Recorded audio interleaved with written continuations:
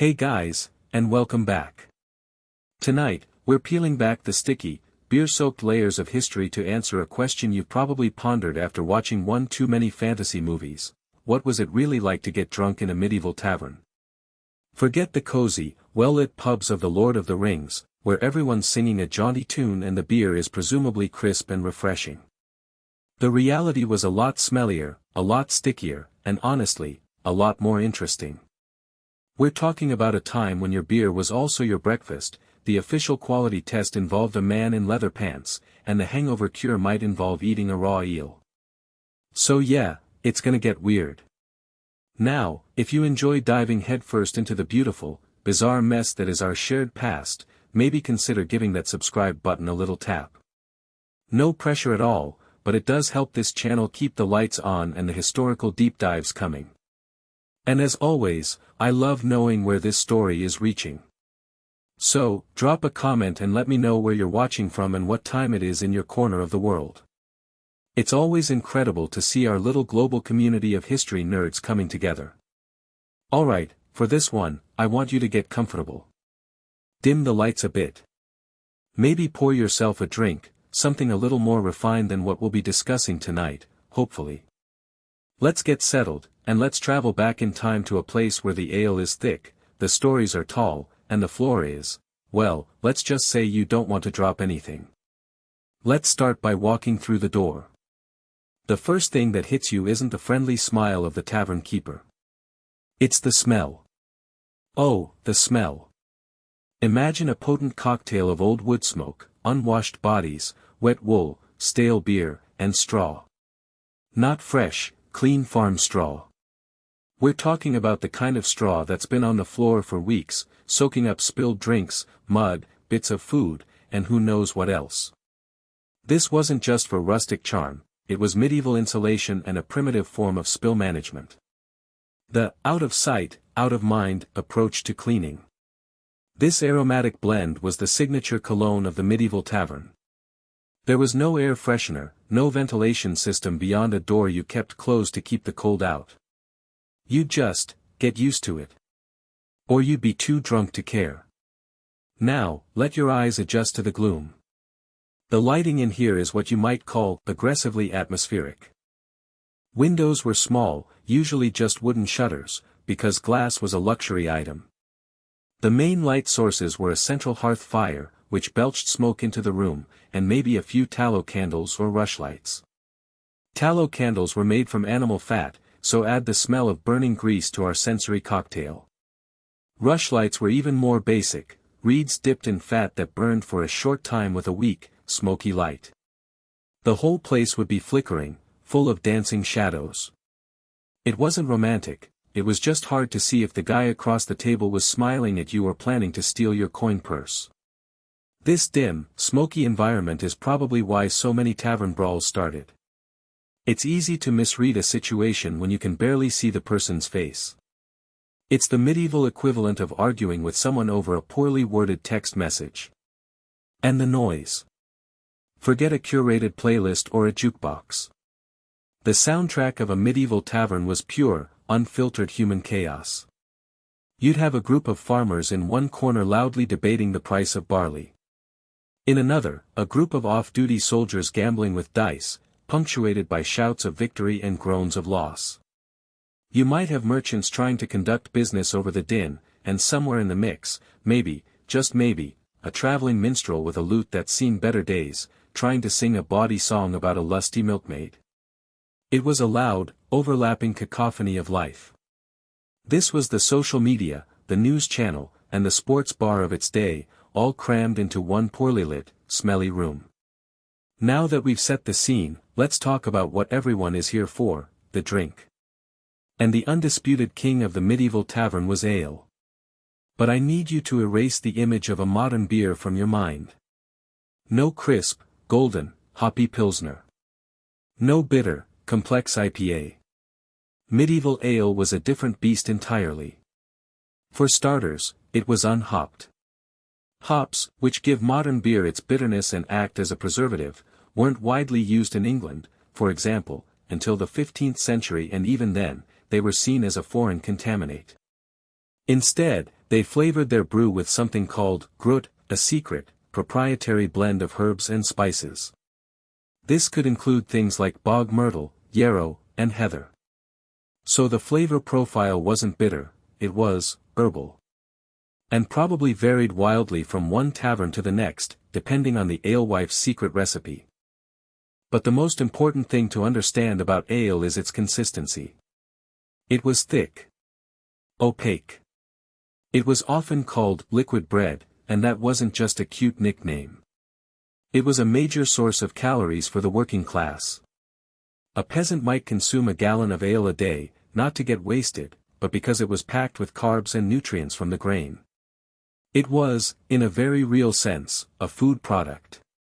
Imagine a thin, soupy, slightly alcoholic oatmeal. That's closer to what you were drinking. It was served at room temperature, or cellar temperature, and was unfiltered, so you'd often get a mouthful of sediment at the bottom of your tankard. It was a hearty, filling, and slightly intoxicating beverage that blurred the line between food and drink. The medieval equivalent of a protein shake, if that protein shake could also get you into a fistfight.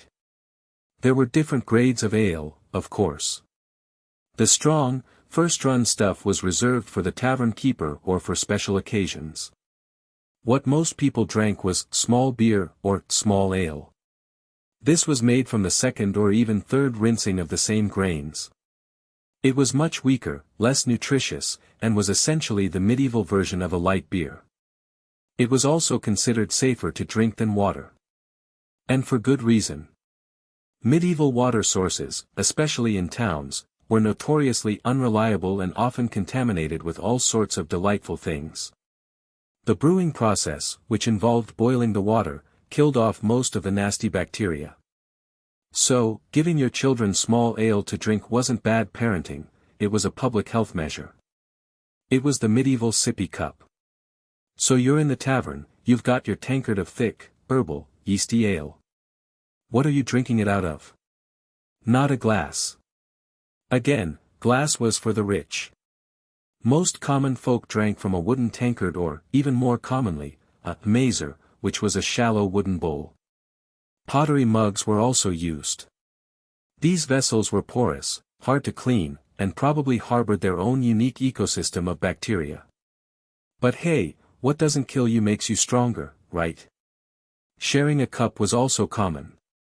You'd have a large communal vessel passed around the table, which was great for fostering a sense of community and also for spreading the plague. But what if you weren't an ale-swilling peasant? What if you had a bit of coin in your purse? Then, my friend, you'd be drinking wine. Wine was the drink of the upper classes, the clergy, and the aspiring merchant. England, despite its best efforts, wasn't great at producing its own wine, so most of it was imported, primarily from Gascony in France. This made it a luxury good. The type of wine you drank, and the fact you were drinking wine at all, was a major status symbol. It was the medieval equivalent of ordering bottle service at a club. The most popular red wine was claret, which wasn't the deep, heavy red we think of today. It was much lighter, almost like a dark rose. White wines, often called sack, were also popular. But here's the catch, wine didn't travel well in wooden casks. It spoiled easily. So, by the time a cask of French wine made it to a tavern in London, it might be well on its way to becoming vinegar. The solution? Spices. Lots and lots of spices. Tavern keepers would concoct a drink called hippocras, which was red wine sweetened with honey or sugar and heavily spiced with things like cinnamon, cloves, ginger, and nutmeg. This did two things: it showed off the tavern keeper's wealth, because spices were incredibly expensive, and it did a fantastic job of masking the taste of wine that had gone a bit funky. It was the medieval ancestor of mulled wine, born out of necessity and a desire to not waste a very expensive product. So when you ordered the finest wine, you were often getting a sweet, spicy, slightly vinegary concoction that was the medieval equivalent of putting air freshener in a dumpster. It doesn't fix the problem, but it makes it a bit more palatable. And then there was the third player in the medieval drinking scene, mead. The legendary honey wine of Vikings and Beowulf. While its heyday was a bit before the High Middle Ages, it was still very much around. Made by fermenting honey with water, mead could range from sickly sweet to surprisingly dry. Its quality depended entirely on the quality of the honey, the type of yeast used, and the skill of the brewer. A good mead could be a delicious, complex drink. A bad mead was like drinking alcoholic cough syrup. It was particularly popular in places where grapes didn't grow well, like Wales and Ireland. For many, mead had an almost mythical status, a link to an older, more heroic age. It was the craft beer of its time, the drink for people who wanted something a little different, a little more authentic. Now, who was making all this stuff? It wasn't some big, faceless corporation. The production of ale was almost entirely a domestic industry, and it was dominated by women. The alewife, or brewster, was a staple of every medieval village and town. Brewing was a natural extension of baking and other household duties. A woman would brew for her own family, and if she had a surplus, she'd sell it from her home. This was one of the few respectable ways for a woman to earn independent income. To let people know she had a fresh batch ready, she'd place an ale stake, a long pole, often with a bundle of leaves or a bush tied to the end, out over her door. A longer pole signified better ale, which is a surprisingly direct form of advertising. But the alewife had a precarious social position. She was a business owner, a vital part of the community, but she was also often viewed with suspicion. Taverns and alehouses were seen as dens of sin and disorder, and the woman at the center of it all often got the blame. Think about the classic Halloween witch stereotype, the pointy hat, the cauldron, the cat. Some historians argue this image has its roots in the medieval alewife. The tall, pointed hat would have made her stand out in a crowded market. Her cauldron was, of course, her brewing kettle.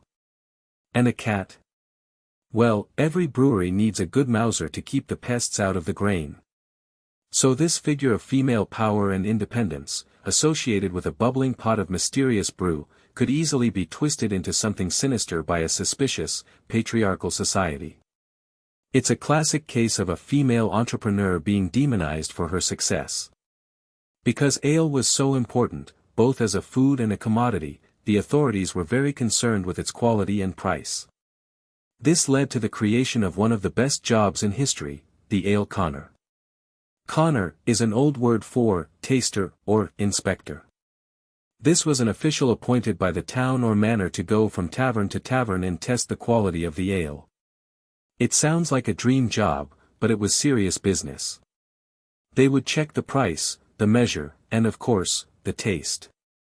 But they had another, truly bizarre method for testing quality, a method that has become the stuff of legend. The leather pants test. The story goes that the ale conner would visit a tavern, clad in a sturdy pair of leather breeches. He would pour a bit of the ale onto a wooden bench and then sit in the puddle for a good half hour while he finished his drink. At the end of that time, he would stand up. If his pants stuck to the bench, it meant the ale was of good quality. Why?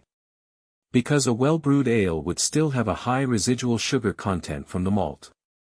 That sticky sweetness was a sign that the ale hadn't been watered down.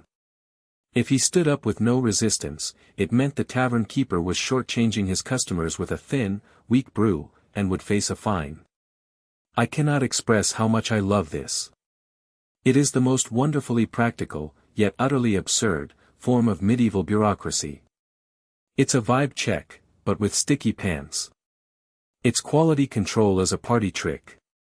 Of course, with any profitable business, you get scams. Watering down the ale was the most common trick. Some unscrupulous brewers were even accused of adding things to thicken their weak ale, like salt to make you thirstier, or even resin or chalk to improve the body and color. The measures were another point of contention. The pint or quart wasn't standardized. A tavern keeper could use a tankard with a false bottom or just pour a short measure, a practice known as scanting. This is why the ale conner's job was so important. He was the medieval trading standards officer, the one man standing between the public and a pint of chalky, watery disappointment. So, you've got your drink, you've hopefully avoided the scams, and you're soaking in the atmosphere. What are you doing for fun? Well, the most popular pastime was gambling. Dice games were everywhere. The most common one was called hazard, a complex and fast-paced game that's the ancestor of modern craps. It was notorious for being a game of skill, luck, and rampant cheating. Loaded dice were a common problem. Card games were also gaining popularity, though they were often seen as even more disreputable than dice. The church hated gambling, viewing it as a gateway to all sorts of sins like blasphemy, anger, and poverty. And they weren't entirely wrong. Many a man gambled away his weekly wages, his tools, or even his clothes in a tavern. If gambling wasn't your thing, there was music. But again, don't picture a professional bard singing epic tales. More often, it was just communal singing. People would sing folk songs, work songs, and especially bawdy, satirical songs. These were the memes of the Middle Ages, passed orally from person to person, often mocking local lords, priests, or the general misery of life. They were a way to blow off steam and create a sense of shared identity. A professional minstrel might pass through, but his performance would be less of a concert and more of a transaction. He'd sing a few songs, tell some stories, maybe pass on some news from the next town over, and then pass the hat. And then there were the games. Not board games, so much as tests of strength and stupidity. Arm wrestling was a staple. Wrestling matches could break out. But there were darker, crueler forms of entertainment too. In some places, dwarf tossing was a spectator sport, a horrifying practice that highlights the casual cruelty of the age.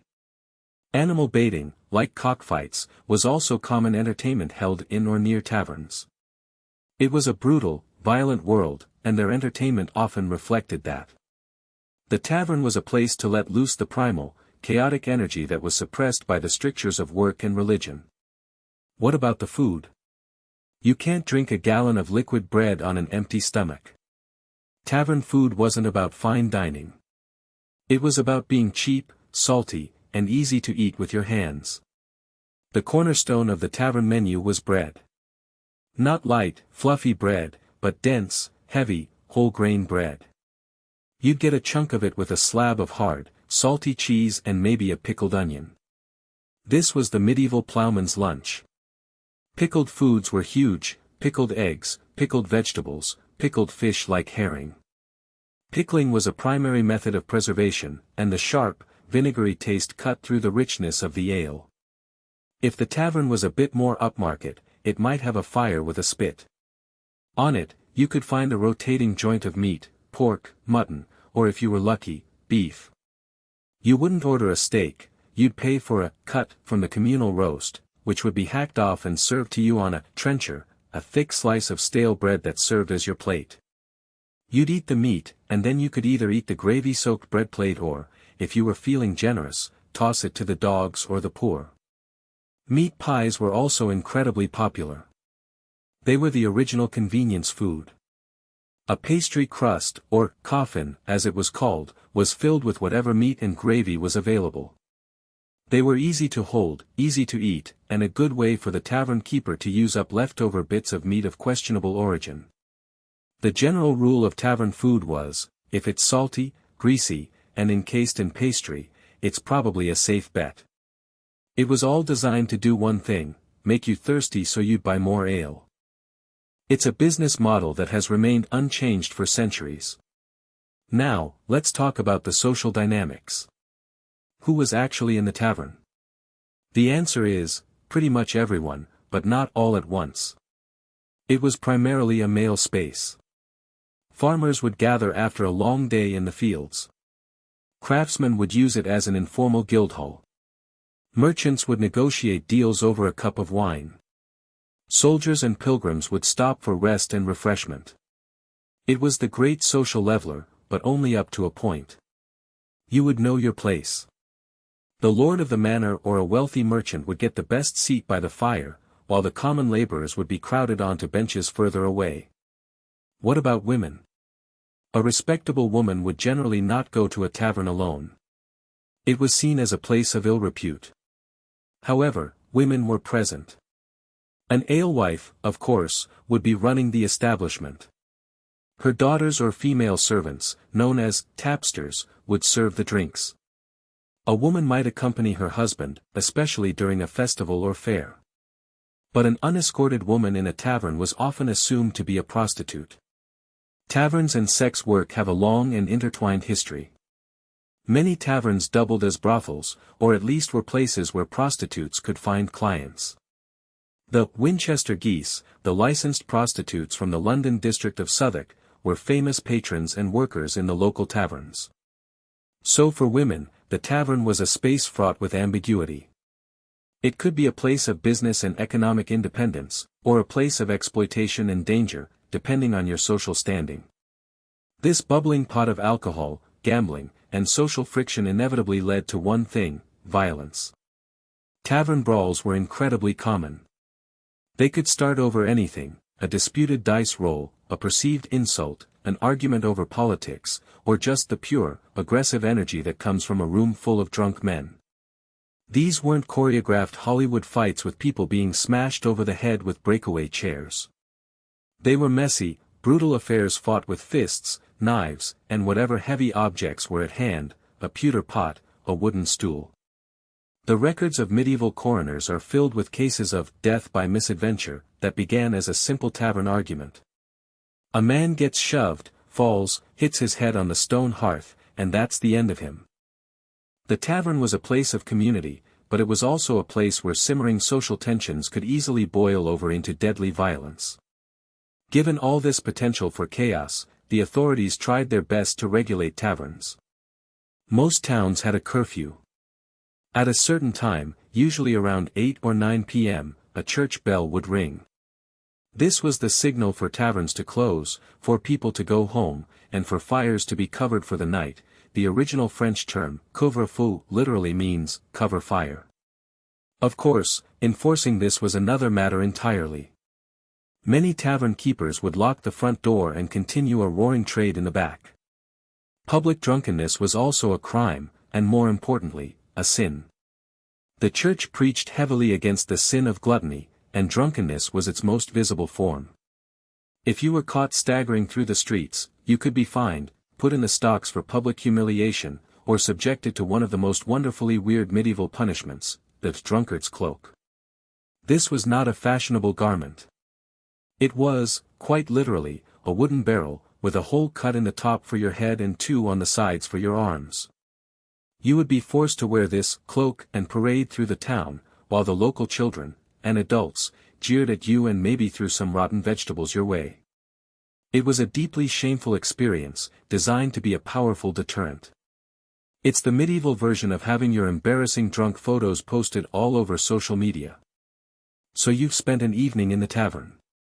You drank a gallon of ale, lost a few coins at hazard, ate a questionable meat pie, and managed to avoid getting into a fight. Now comes the inevitable aftermath, the medieval hangover. What did our ancestors do to combat the pounding head, the queasy stomach, and the profound sense of regret? Their cures ranged from the surprisingly familiar to the medically insane. The concept of hair of the dog was already well established. The idea that a little bit of what made you sick could also make you well was a popular folk remedy. So, your first step might be to stumble back to the tavern for a morning after cup of small ale. But if that didn't work, things got weird. Medieval medicine was based on the theory of the 4 humors: blood, phlegm, yellow bile, and black bile. Illness, including a hangover, was thought to be caused by an imbalance of these humors. So the cures were designed to rebalance them. Pliny the Elder, an ancient Roman whose works were still highly respected, had some truly wild suggestions. He recommended eating 2 raw owl's eggs. Or perhaps a pickled sheep's eye. Another popular cure was to take a raw eel and put it in your drink, a sort of medieval Bloody Mary with a much higher slime content. The idea was that the eel would die, absorbing the evil spirits of the wine. Other recipes called for things like fried canary, sheep's lungs, or the bitter almonds. One particularly gruesome German cure involved eating the dried, powdered testicles of a wild boar. The logic, if you can call it that, seems to be that a powerful, shocking, or disgusting taste could somehow scare the hangover out of your body. It's the medicinal equivalent of rebooting your computer by throwing it out a window. It might stop the problem, but it creates a whole lot of new ones. Let's zoom out for a moment. After all this talk of sticky floors, weird drinks, and eel-based hangover cures, you might be wondering why anyone would ever go to a tavern. But it was so much more than just a bar. The tavern, or alehouse, was the absolute center of secular life in a way that's hard for us to imagine today. It was the community center. It was where people went to hear the news, because there were no newspapers or internet. News traveled with people, and people stopped at taverns. It was the business lounge. Contracts were signed, deals were made, and laborers were hired, all over a pint of ale. It was the village hall. Local court sessions were sometimes held in taverns. It was a place of shelter for travelers, a place of celebration for weddings and festivals, and a place of solace after a hard week's work. In a life that was often brutally hard, monotonous, and constrained by a rigid social hierarchy, the tavern offered a vital form of escape.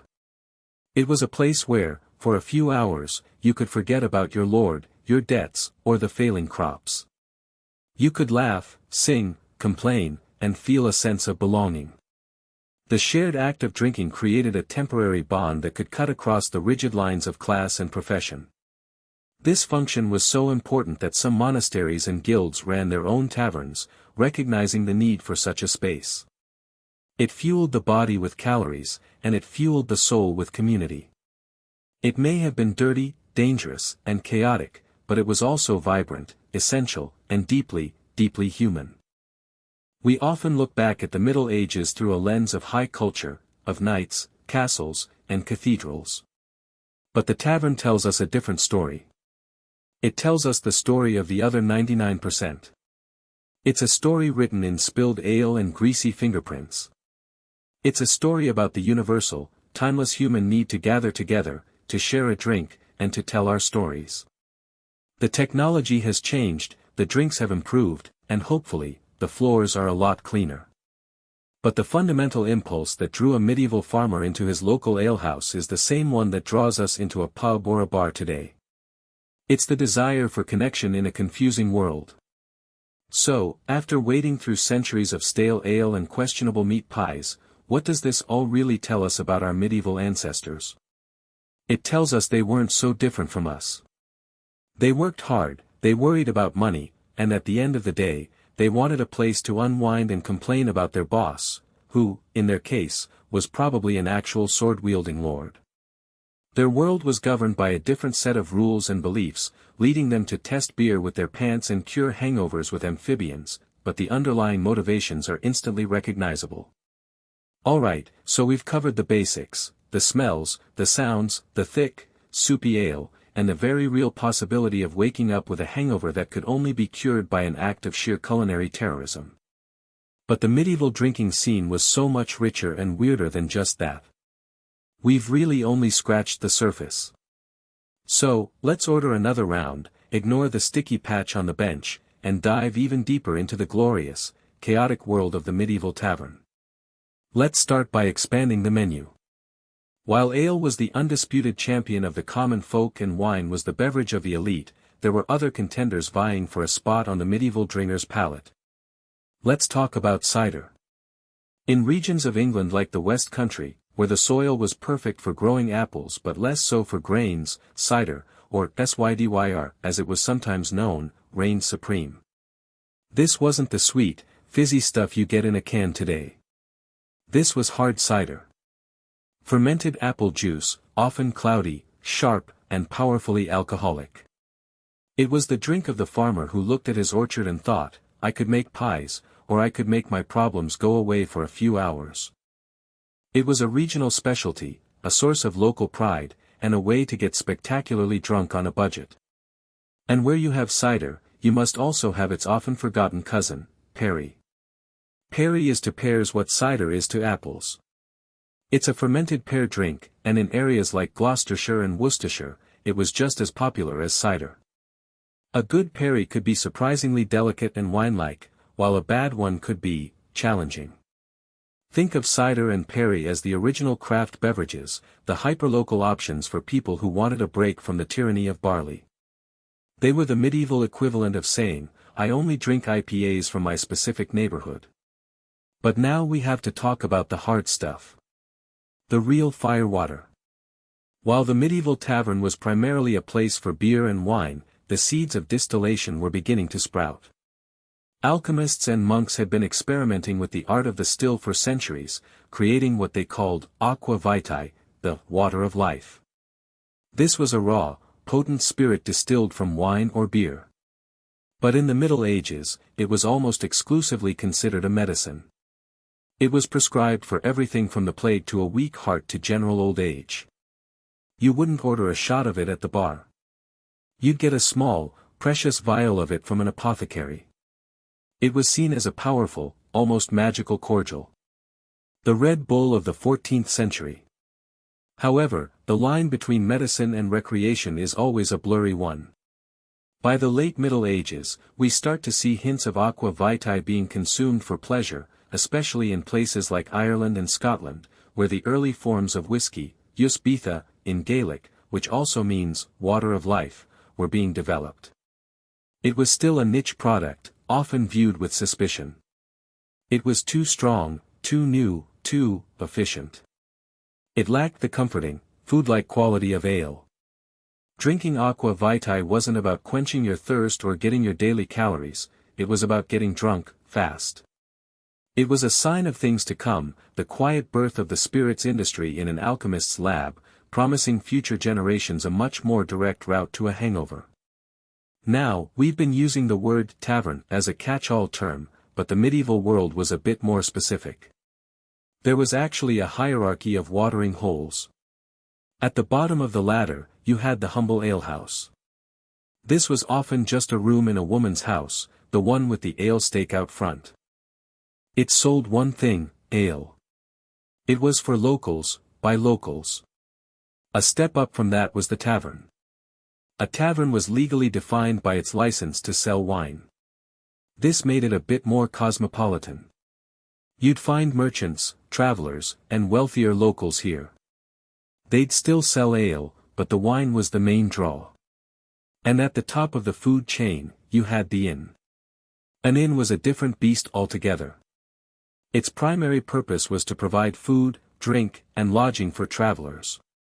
Think of it as a medieval hotel with a really good, or really bad, bar attached.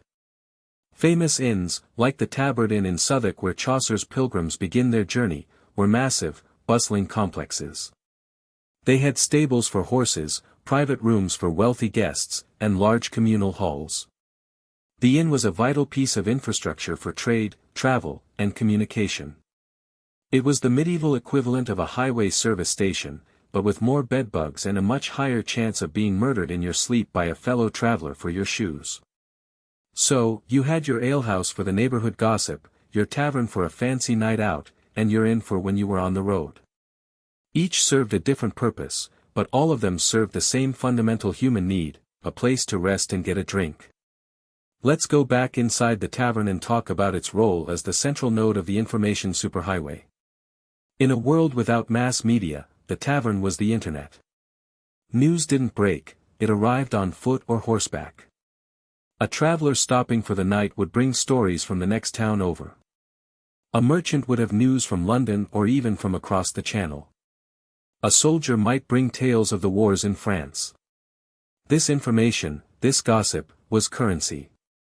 It was entertainment, it was vital intelligence, and it was all exchanged and debated over a drink.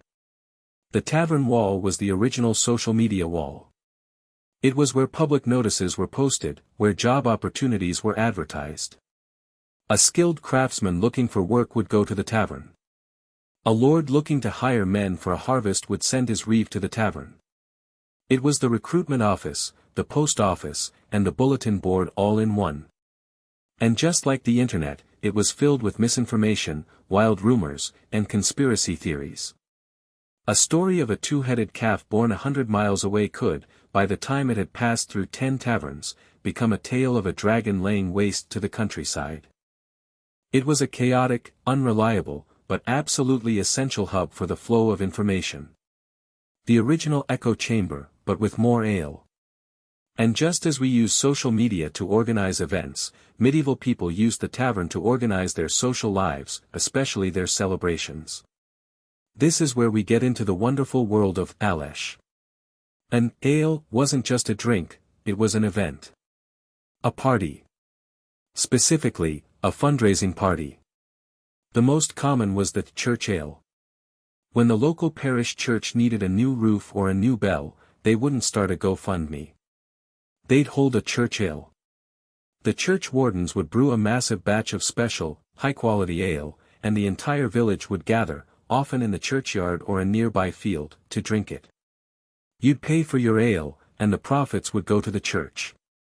It was a holy kegger. A sacred pub crawl.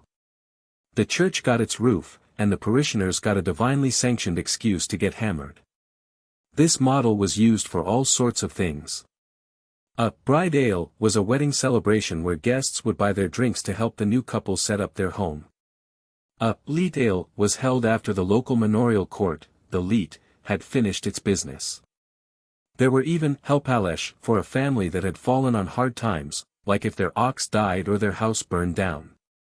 The community would come together, drink ale, and give the proceeds to the family in need. It was social welfare funded by booze. It's a beautiful, and slightly bonkers, system that puts the tavern and its products right at the heart of medieval community life. It wasn't just about escaping your problems, it was about solving them, one pint at a time. With all this talking and drinking, it's no surprise that the tavern developed its own rich culture of language and slang. It was a melting pot of dialects and social classes, and new words and phrases were born in the heat of a drunken argument. We've already talked about booze, which may have come from the Middle Dutch word buizen, meaning to drink to excess. But there are others. The very term pub, a shortening of public house, emphasizes its role as a space open to all. One of the most famous phrases said to have tavern origins is, "Mind your P's and Q's." While its true etymology is fiercely debated, one popular theory places it squarely at the bar. The P's stood for pints and the Q's for quarts. A tavern keeper would keep a running tally of a patron's drinks on a slate or chalkboard. The phrase was a reminder to both the bartender to keep the count straight and to the drinker not to overdo it. It was a warning, settle your tab and don't get so drunk you start a fight. Another one is, one for the road, which likely comes from the custom of offering a departing traveler a final drink to see them on their journey. These phrases are like linguistic fossils, preserving the social DNA of the medieval tavern within our modern language. Now, while we've focused mainly on the English tavern, this institution was a European phenomenon. Every culture had its version.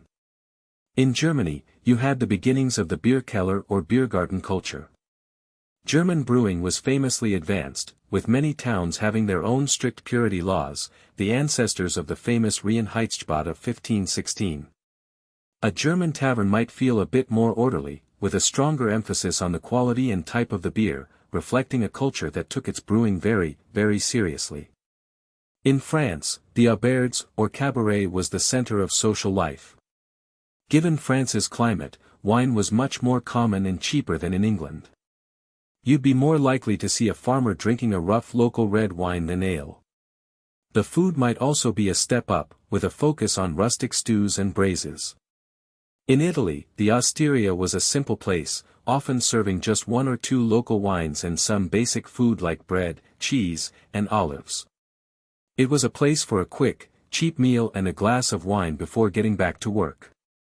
Each country's watering hole reflected its agriculture, its climate, and its national character.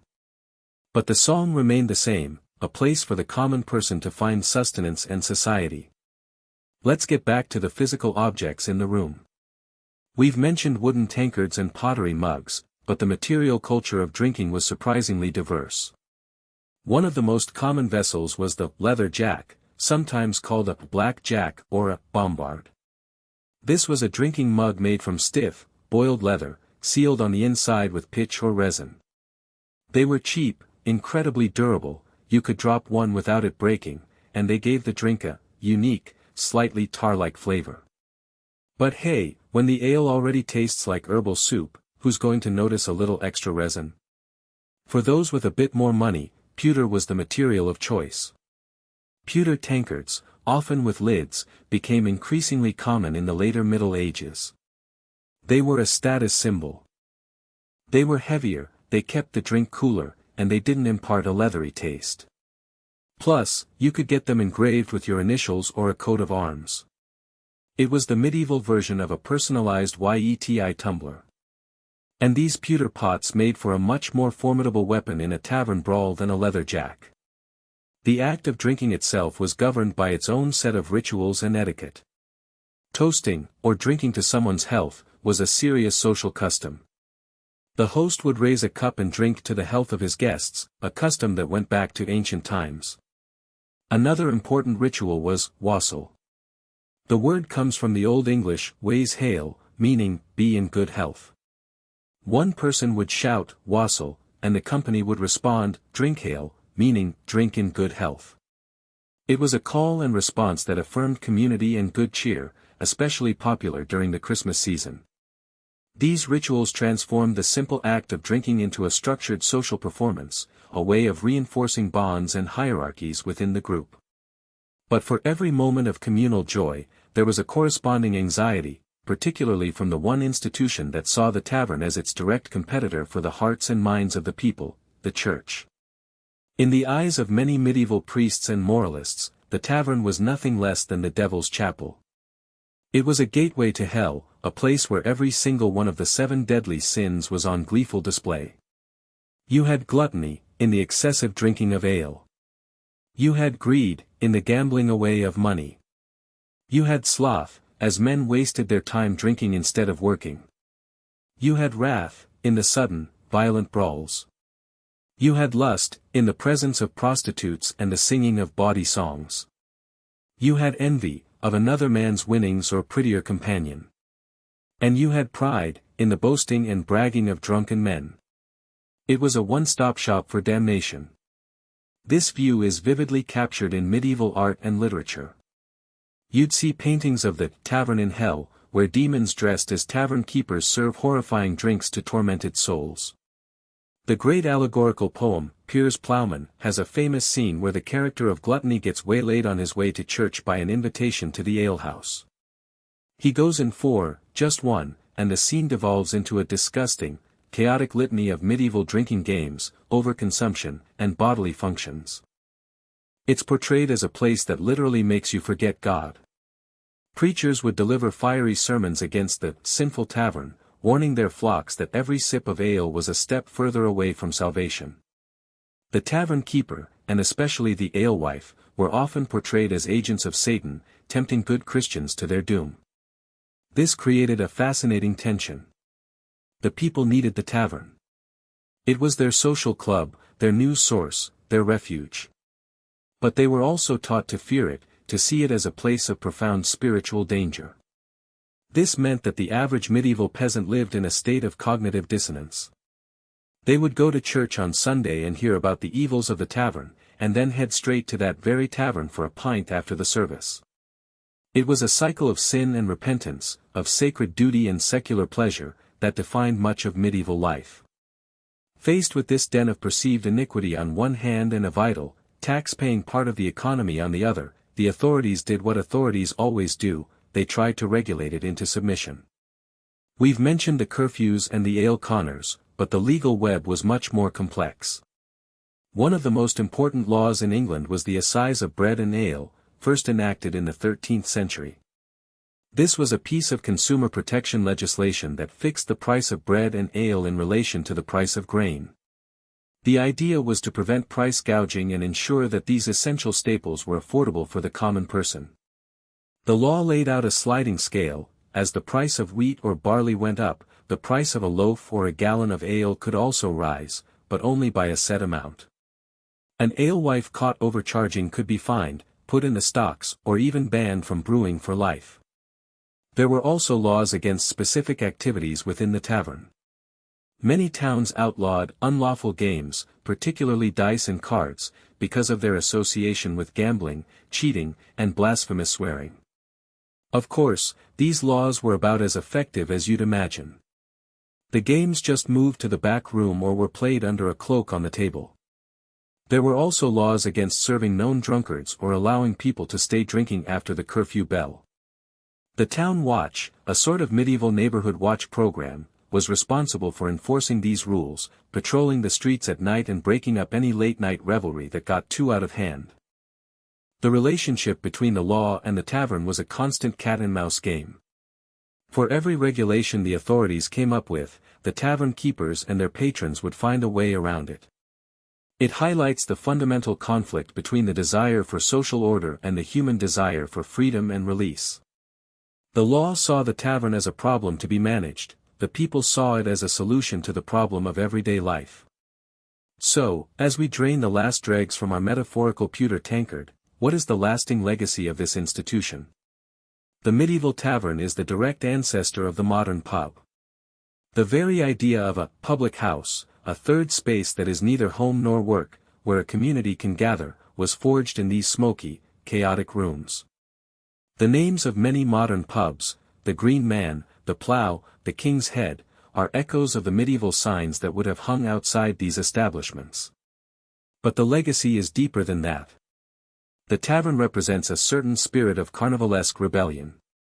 It was the place where the strict, top-down hierarchy of medieval society could be temporarily subverted.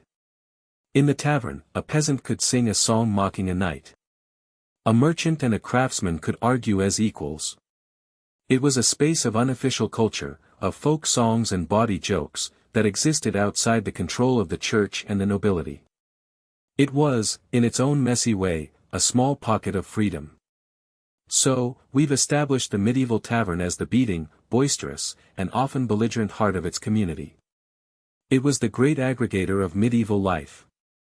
But it would be a mistake to think that every tavern was the same, that a farmer, a merchant, a university student, and a professional thief all drank in the same room. Just as we have our dive bars, our cocktail lounges, and our sports bars today, the medieval world had its own forms of specialization. The tavern ecosystem was far more complex and stratified than you might think. So let's push open the door again and explore the niche markets, the exclusive clubs, and the specialized dens that catered to every corner of medieval society. Let's start with the professionals.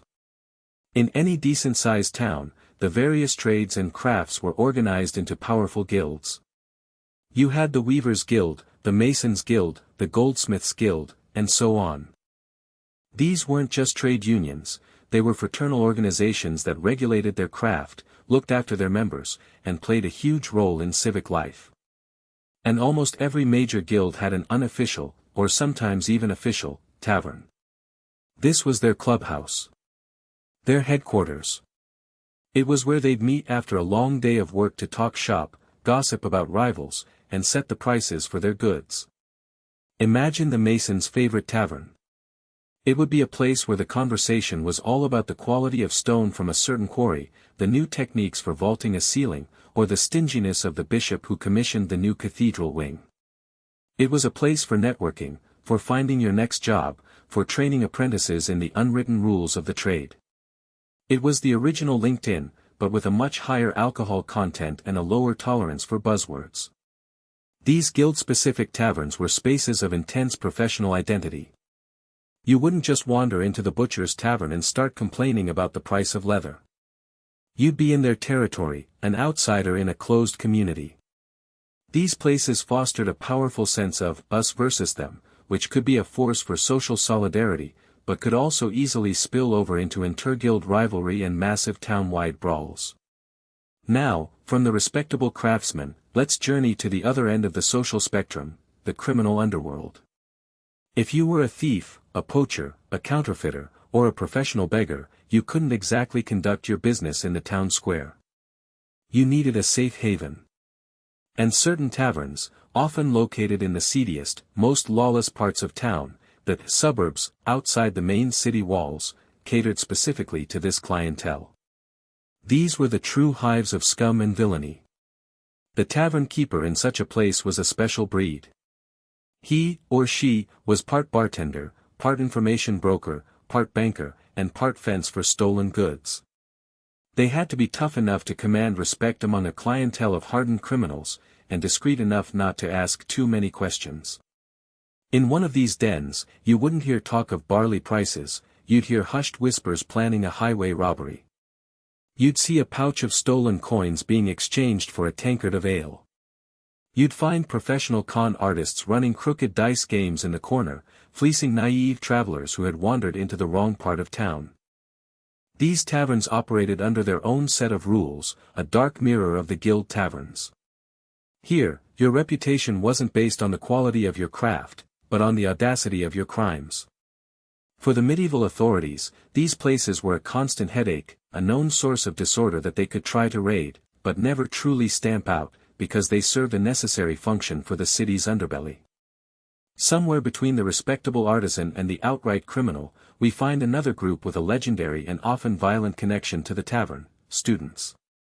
Medieval university towns like Oxford, Cambridge, Paris, and Bologna were magnets for thousands of young men, often as young as 14 or 15, who were living away from home for the first time.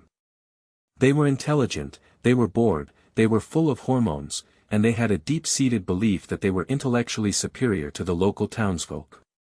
This was a recipe for chaos, and the tavern was their laboratory. Student drinking culture was intense.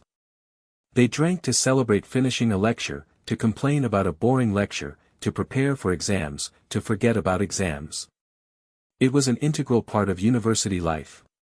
They wrote epic Latin poems, known as Goliardic verse, that celebrated the trinity of wine, women, and song, and viciously mocked the stuffy authority of their professors and the church. One of the most famous of these, the Carmina Burana, contains a whole section called, In Taberna Quando Sumus, When We Are in the Tavern.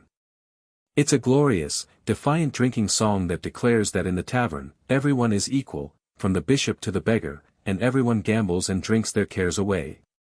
It's the anthem of the medieval student, a declaration of independence written in booze.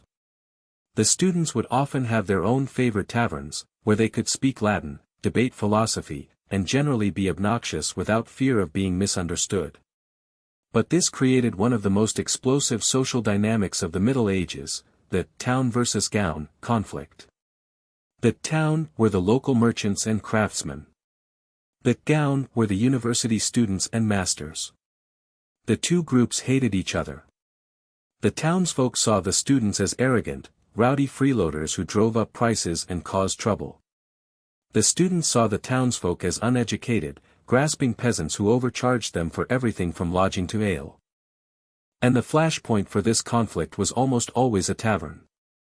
The most famous example is the St. Scholastica Day riot in Oxford, 1355. It started, as these things so often do, with a dispute in a tavern over the quality of the wine. Two students complained, words were exchanged with the taverner, wine was thrown, and soon the whole town erupted into a full-scale battle that lasted for 2 days. The townsfolk, armed with bows and axes, attacked student halls. The students, armed with their own weapons and a profound sense of self-righteousness, fought back. By the time it was over, dozens of people were dead. The king had to intervene, and as punishment, the town of Oxford was forced to pay an annual fine to the university, and its mayor had to attend a humiliating memorial service every year, a tradition that continued, in some form, for nearly 500 years. All because of a bad pint of wine. This is what happens when you combine youthful arrogance with cheap booze and a lack of any other form of entertainment.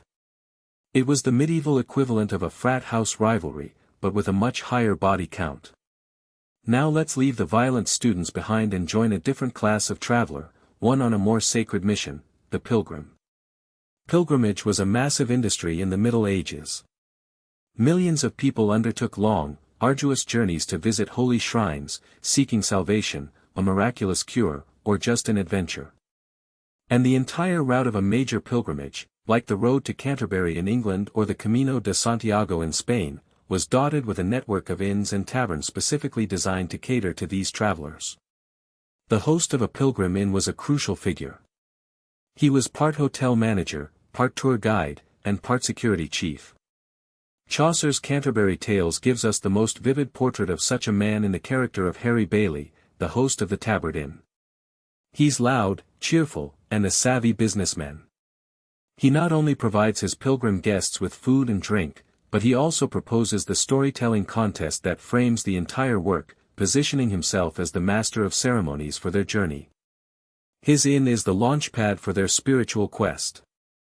Life in a pilgrim tavern was a strange mix of the sacred and the profane.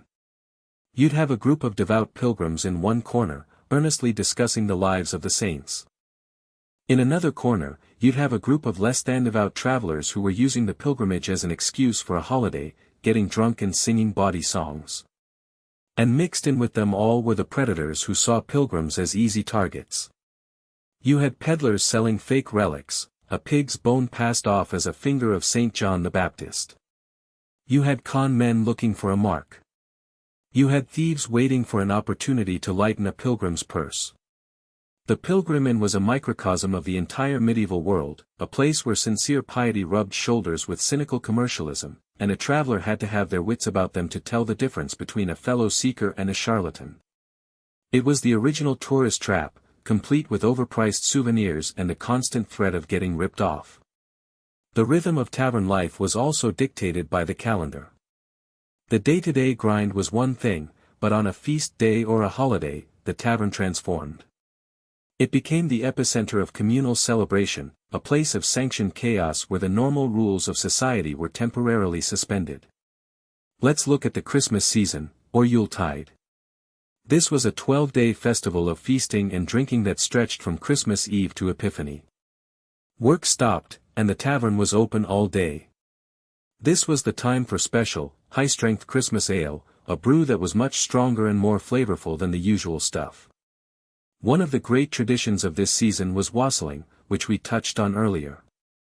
But it could be much more elaborate than just a toast.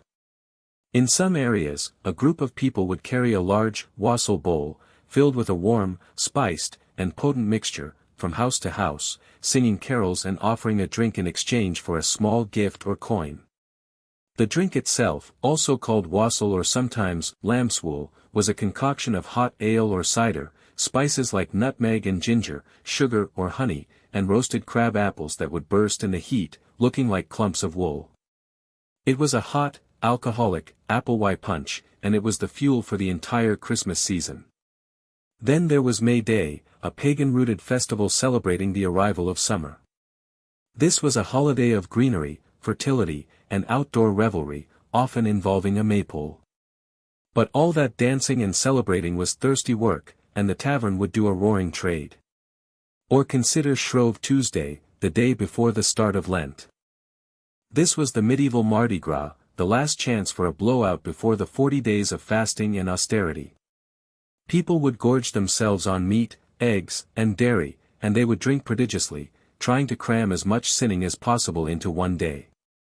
The tavern on Shrove Tuesday would have been a scene of absolute pandemonium, the final, frantic gasp of indulgence before the grim piety of Lent set in.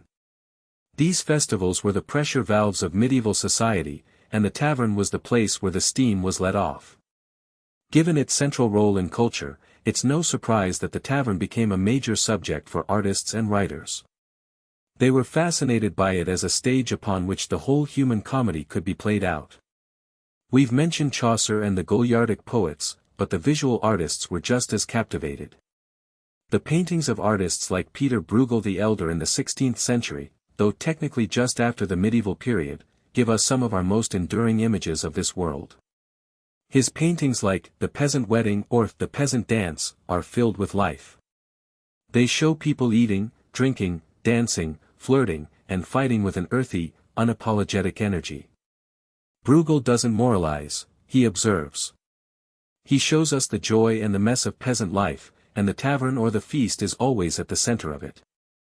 In medieval manuscripts, you'll also find countless little illustrations, or marginalia, in the borders of the text that depict tavern scenes. You'll see a fox dressed as an alewife, serving beer to a goose. You'll see monkeys playing dice. You'll see a man passed out while his wife beats him with her shoe. These little cartoons, often irreverent and hilarious, were a way for the artists to comment on the world around them. They show that the tavern, with its cast of drunks, gamblers, and cheats, was such a recognizable part of life that it became a go-to source for comedy and social satire. It was a shared cultural reference point, the medieval equivalent of a sitcom set in a bar like Cheers. Everyone knew the character types, and everyone got the jokes. But we must be careful not to romanticize this world too much. For every scene of communal joy, there was a darker side, a reality that the artists didn't always capture. Let's talk about hygiene and disease in a bit more detail. The medieval understanding of sanitation was, to put it mildly, rudimentary. The straw on the floor we mentioned earlier. It wasn't changed daily. It would be weeks, maybe months, before it was shoveled out. It was a perfect breeding ground for fleas, lice, and bacteria.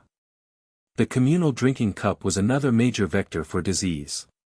You'd be sharing a vessel, and your saliva, with a dozen other people, some of whom may have just arrived from a plague-ridden town 100 miles away.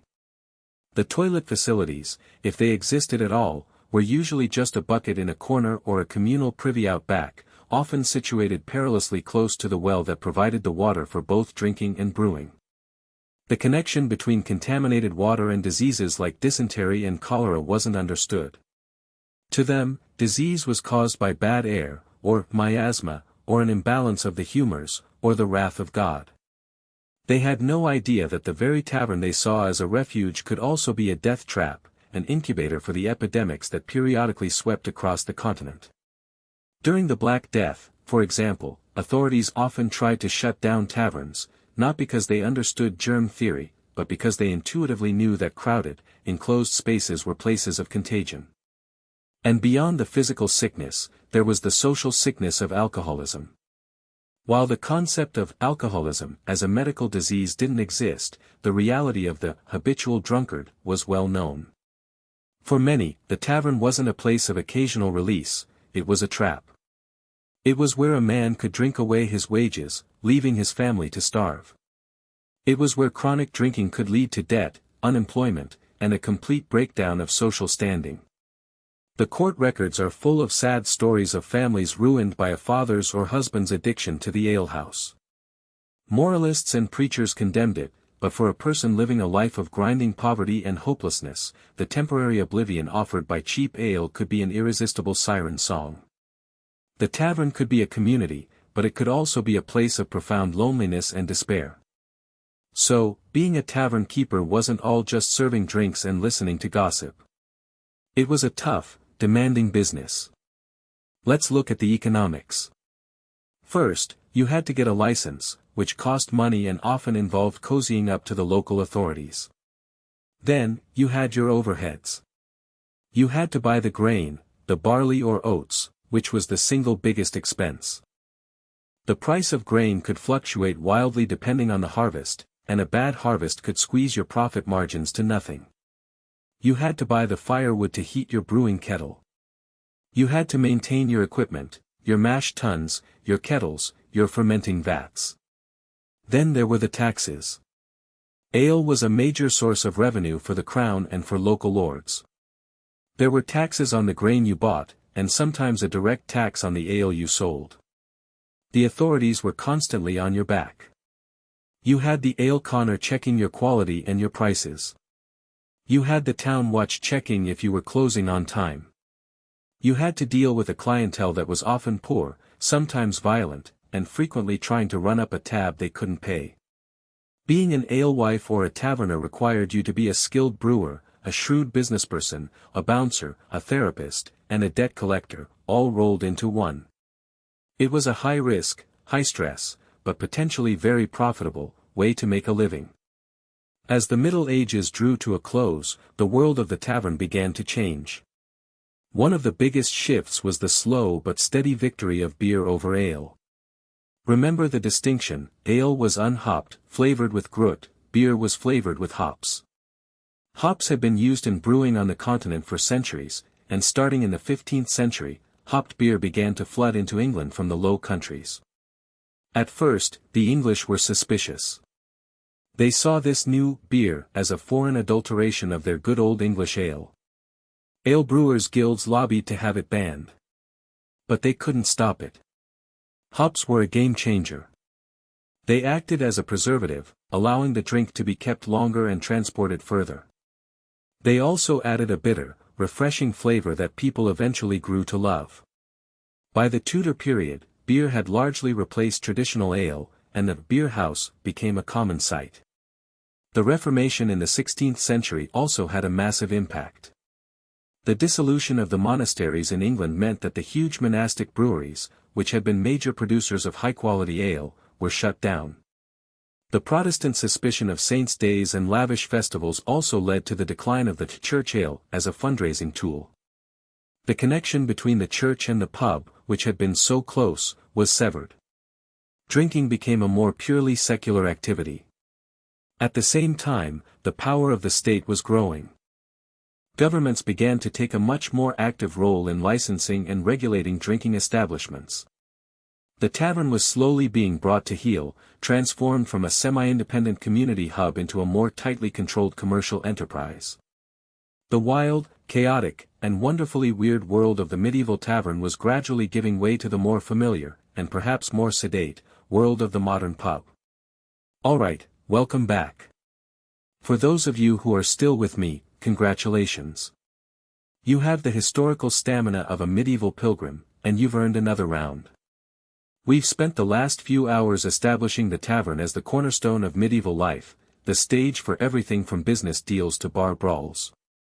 We've tasted the soupy ale, met the stressed-out alewife, and even survived the eel-based hangover cure.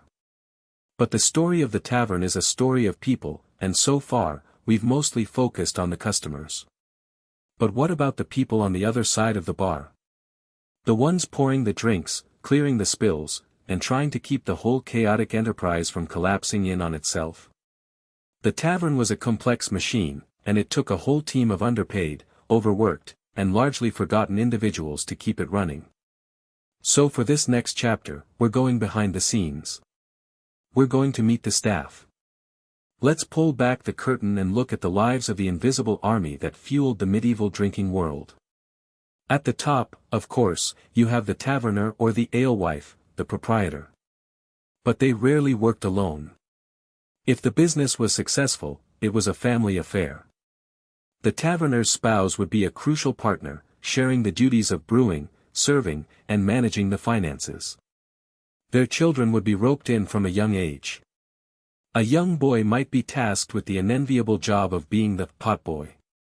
His life was a blur of collecting empty mugs, washing them in a bucket of probably not very clean water, and trying to avoid being tripped by a drunken patron or kicked by his exasperated father. It was a tough apprenticeship in the service industry, teaching you valuable life skills like how to carry 10 leather jacks at once and how to make yourself invisible when a fight breaks out.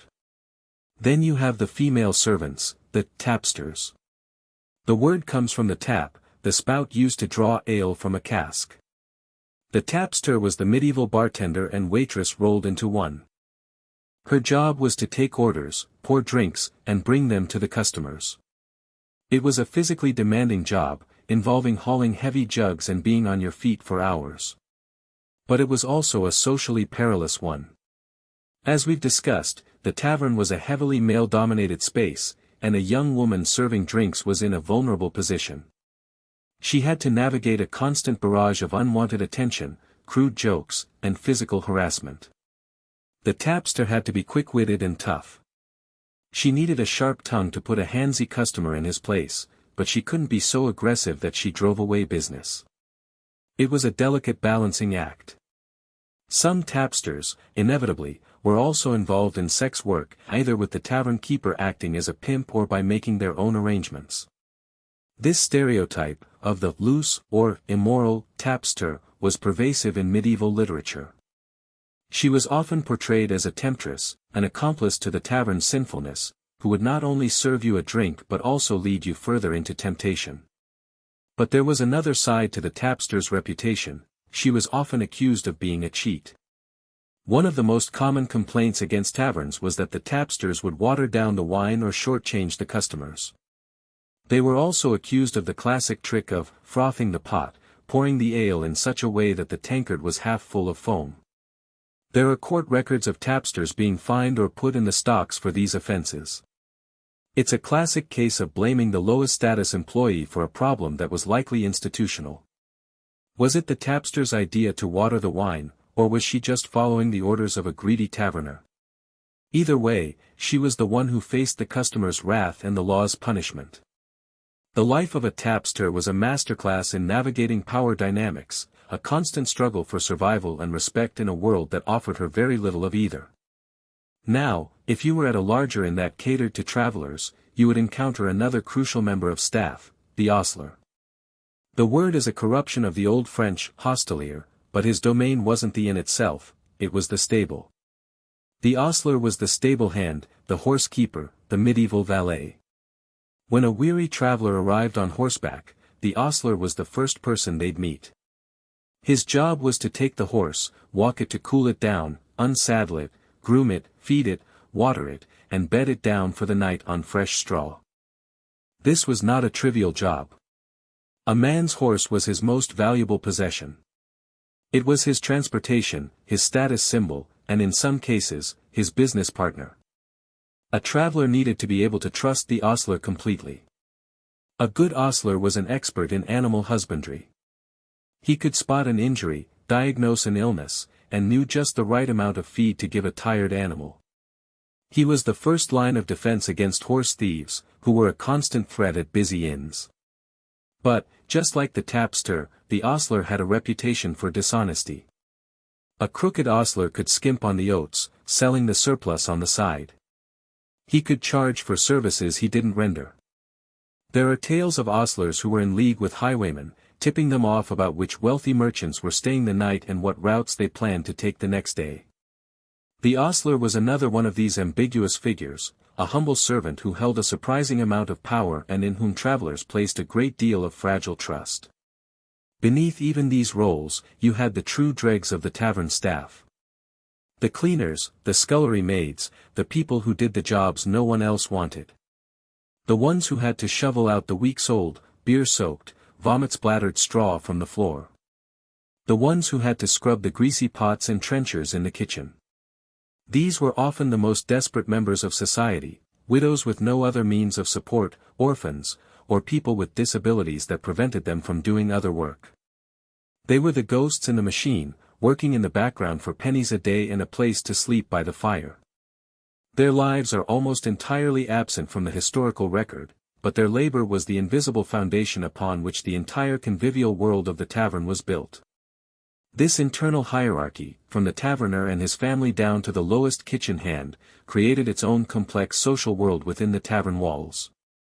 It was a place of simmering resentments, petty jealousies, and maybe, occasionally, a sense of shared camaraderie against the endless tide of demanding, drunken customers. The medieval HR department was basically just a big guy named Thomas with a club, and your contract was an unwritten understanding that you worked until you dropped for just enough food and coin to do it again the next day. Now that we've met the staff, let's turn our attention back to the main hall and dive deeper into the entertainment. We've mentioned music, but let's put our ear a little closer to the lute. Who exactly was making this music, and what did it sound like? The professional musician of the Middle Ages was the minstrel. But this single word covers a huge range of performers, from the highly respected court musician to the wandering, beggar-like jongleur. The kind of minstrel you'd find in a typical tavern was usually on the lower end of that spectrum. He was an itinerant performer, traveling from town to town, his instrument on his back. His instrument of choice was often the lute, a pear-shaped, stringed instrument that was the ancestor of the guitar. He might also play a fiddle, or vielle, played with a bow. For a livelier tune, he might have a pipe and tabor. This was a clever one-man band setup where the musician played a simple, three-holed flute with one hand, and beat out a rhythm on a small drum, the tabor, that hung from his wrist or shoulder, with the other. In certain regions, you might even hear the drone of bagpipes, a sound that could cut through even the loudest tavern din. This wasn't just a band, it was a medieval noise complaint waiting to happen. What was on the minstrel's set list? He had to be versatile. He needed a repertoire that could please a diverse and often drunk audience. He'd know some epic ballads, long, rambling stories of heroic knights like King Arthur or Charlemagne, or romantic tales of courtly love. These were the prestige tracks, the ones that showed off his skill and memory. But the real crowd pleasers were the shorter, funnier, and much ruder songs. He'd have songs about greedy priests, unfaithful wives, and stupid peasants. These satirical songs were a safe way to vent social frustrations. By putting the criticism in the mouth of a lowly minstrel, people could laugh at their superiors without getting into too much trouble. He would also be a news source. He'd bring the latest gossip from the road, and he might even compose a song on the spot about a recent local event, a scandalous affair, a political dispute, or a famous battle. This was the ripped from the headlines school of songwriting. The minstrel was a journalist, a comedian, and a walking Spotify playlist all in one. But his social status was deeply ambiguous. He was welcomed for his entertainment, but he was also a vagabond, a person with no fixed home or master. The church often condemned minstrels as agents of debauchery, whose lewd songs and suggestive dancing would lead good Christians astray. In the eyes of the law, a traveling minstrel was often no better than a common beggar or a thief. He lived a life on the margins, relying on his wit, his talent, and the generosity of a drunken audience to survive. But entertainment wasn't just a passive experience. The tavern was a place for active participation. Let's look closer at the games people played. We know they loved dice, and the game of hazard was king. But hazard was notoriously complex. For a simpler, faster game, they played raffles. In this game, each player would roll 3 dice. The goal was to roll a pair royal, 3 of a kind, which was an automatic win, or the highest scoring combination. It was simple, easy to cheat at, and perfect for a quick round when you only had a few minutes.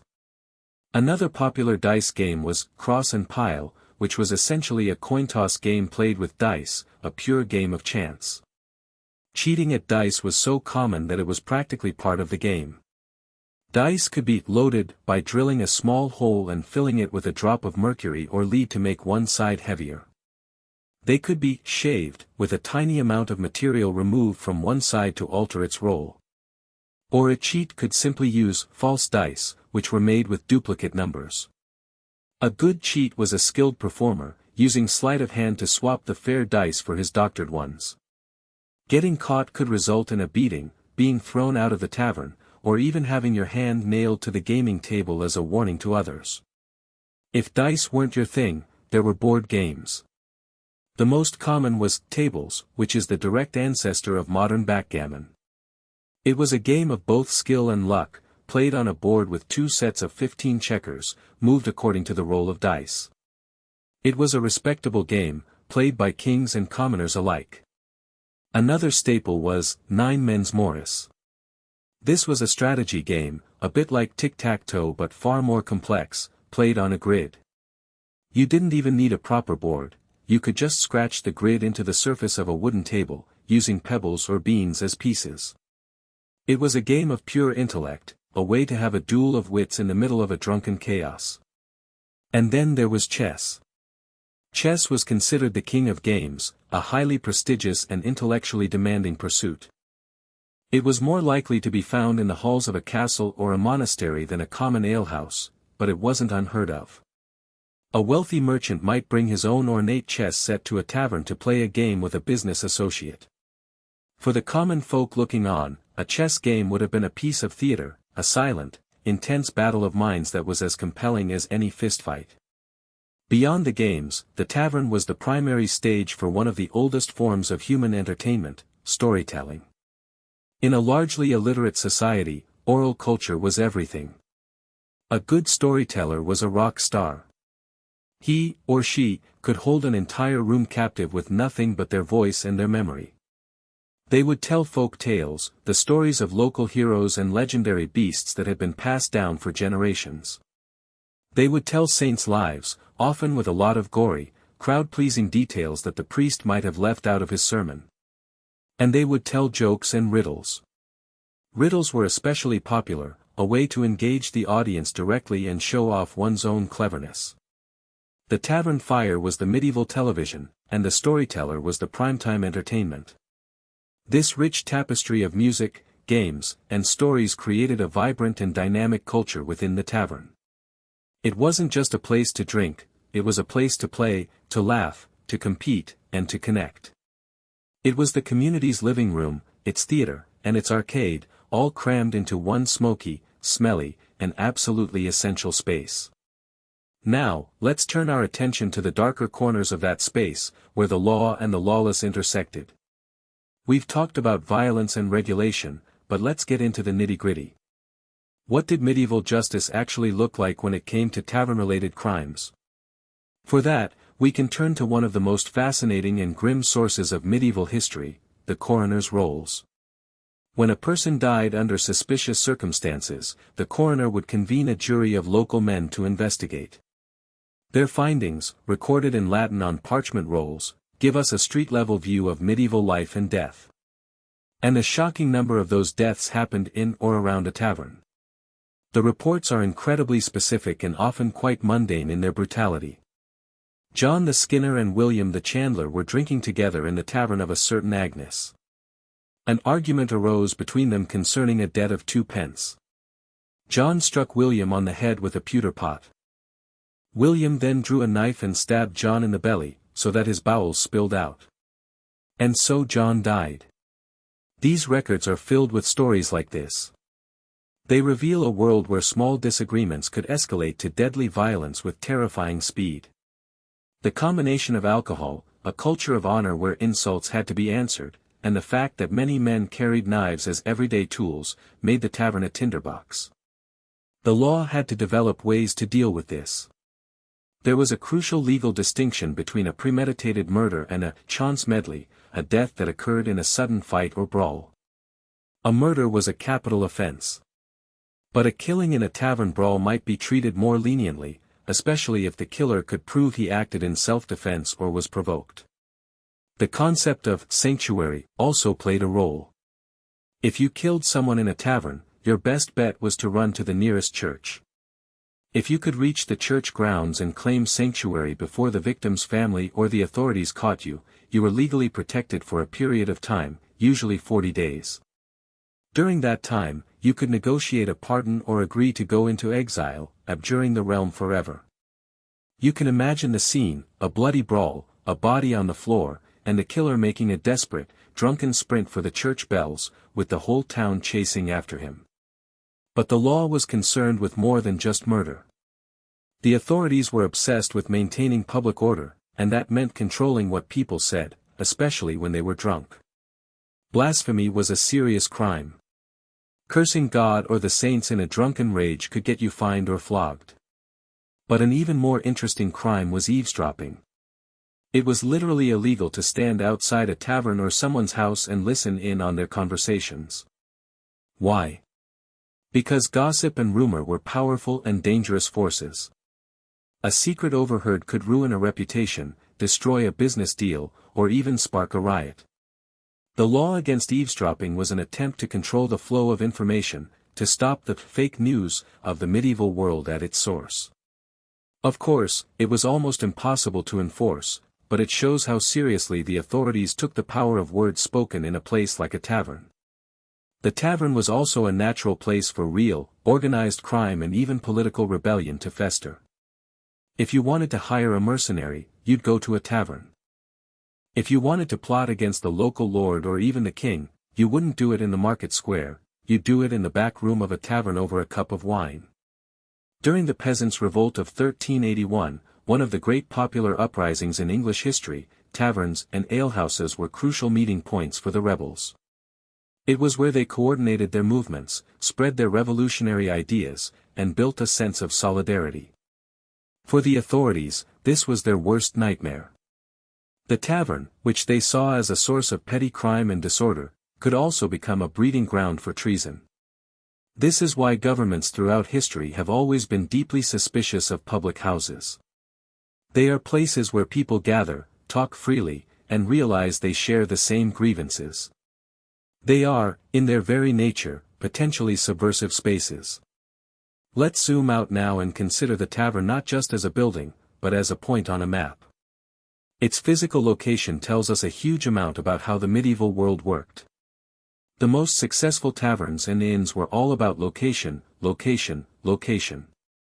They were strategically placed at the key nodes of the medieval transportation network. You'd find them clustered at major crossroads, where trade routes intersected. You'd find them at river crossings, next to a bridge or a ferry, ready to serve travelers who had just completed a difficult part of their journey. You'd find them in port towns, catering to sailors, merchants, and dockworkers from all over the known world.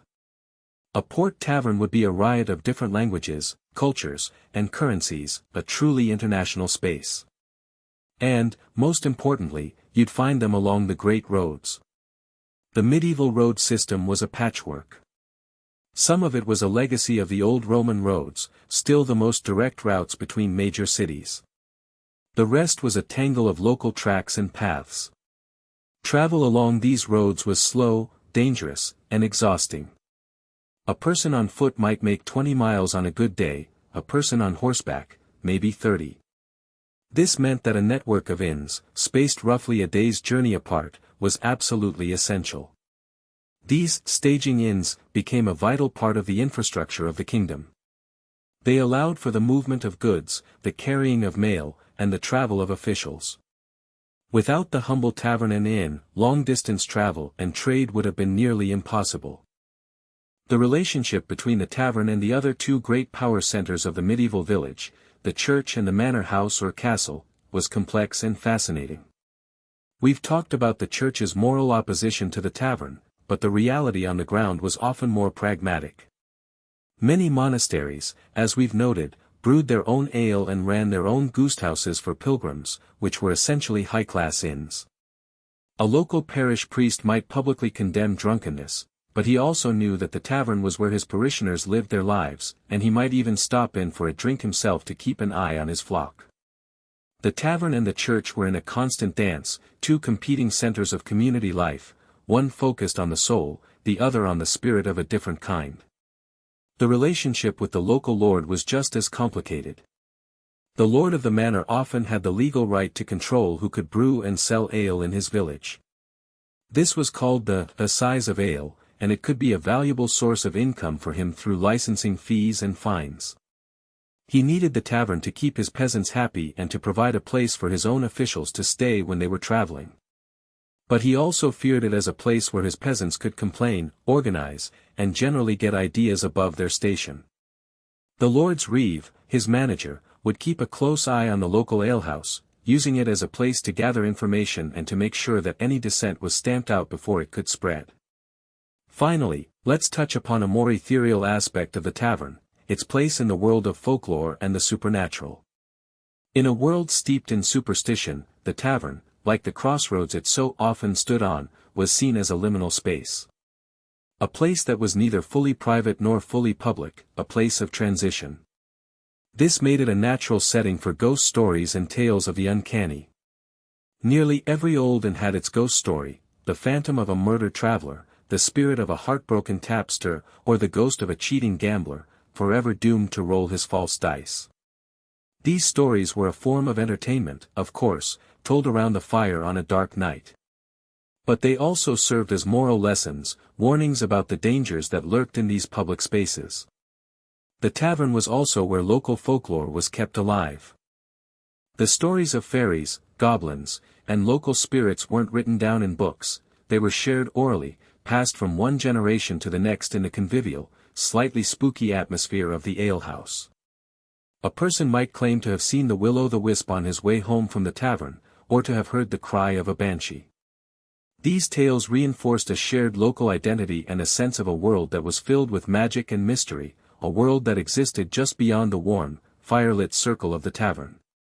Well, hello again. If you're still here, you're not just a history enthusiast, you're a seasoned veteran of this digital tavern. We've shared stories, we've examined the menu, we've met the regulars and the staff. But I feel like we've been talking a lot about the experience of the tavern, and not enough about the fundamental mechanics of how it all worked. How did the ale actually get made in a cramped medieval cottage?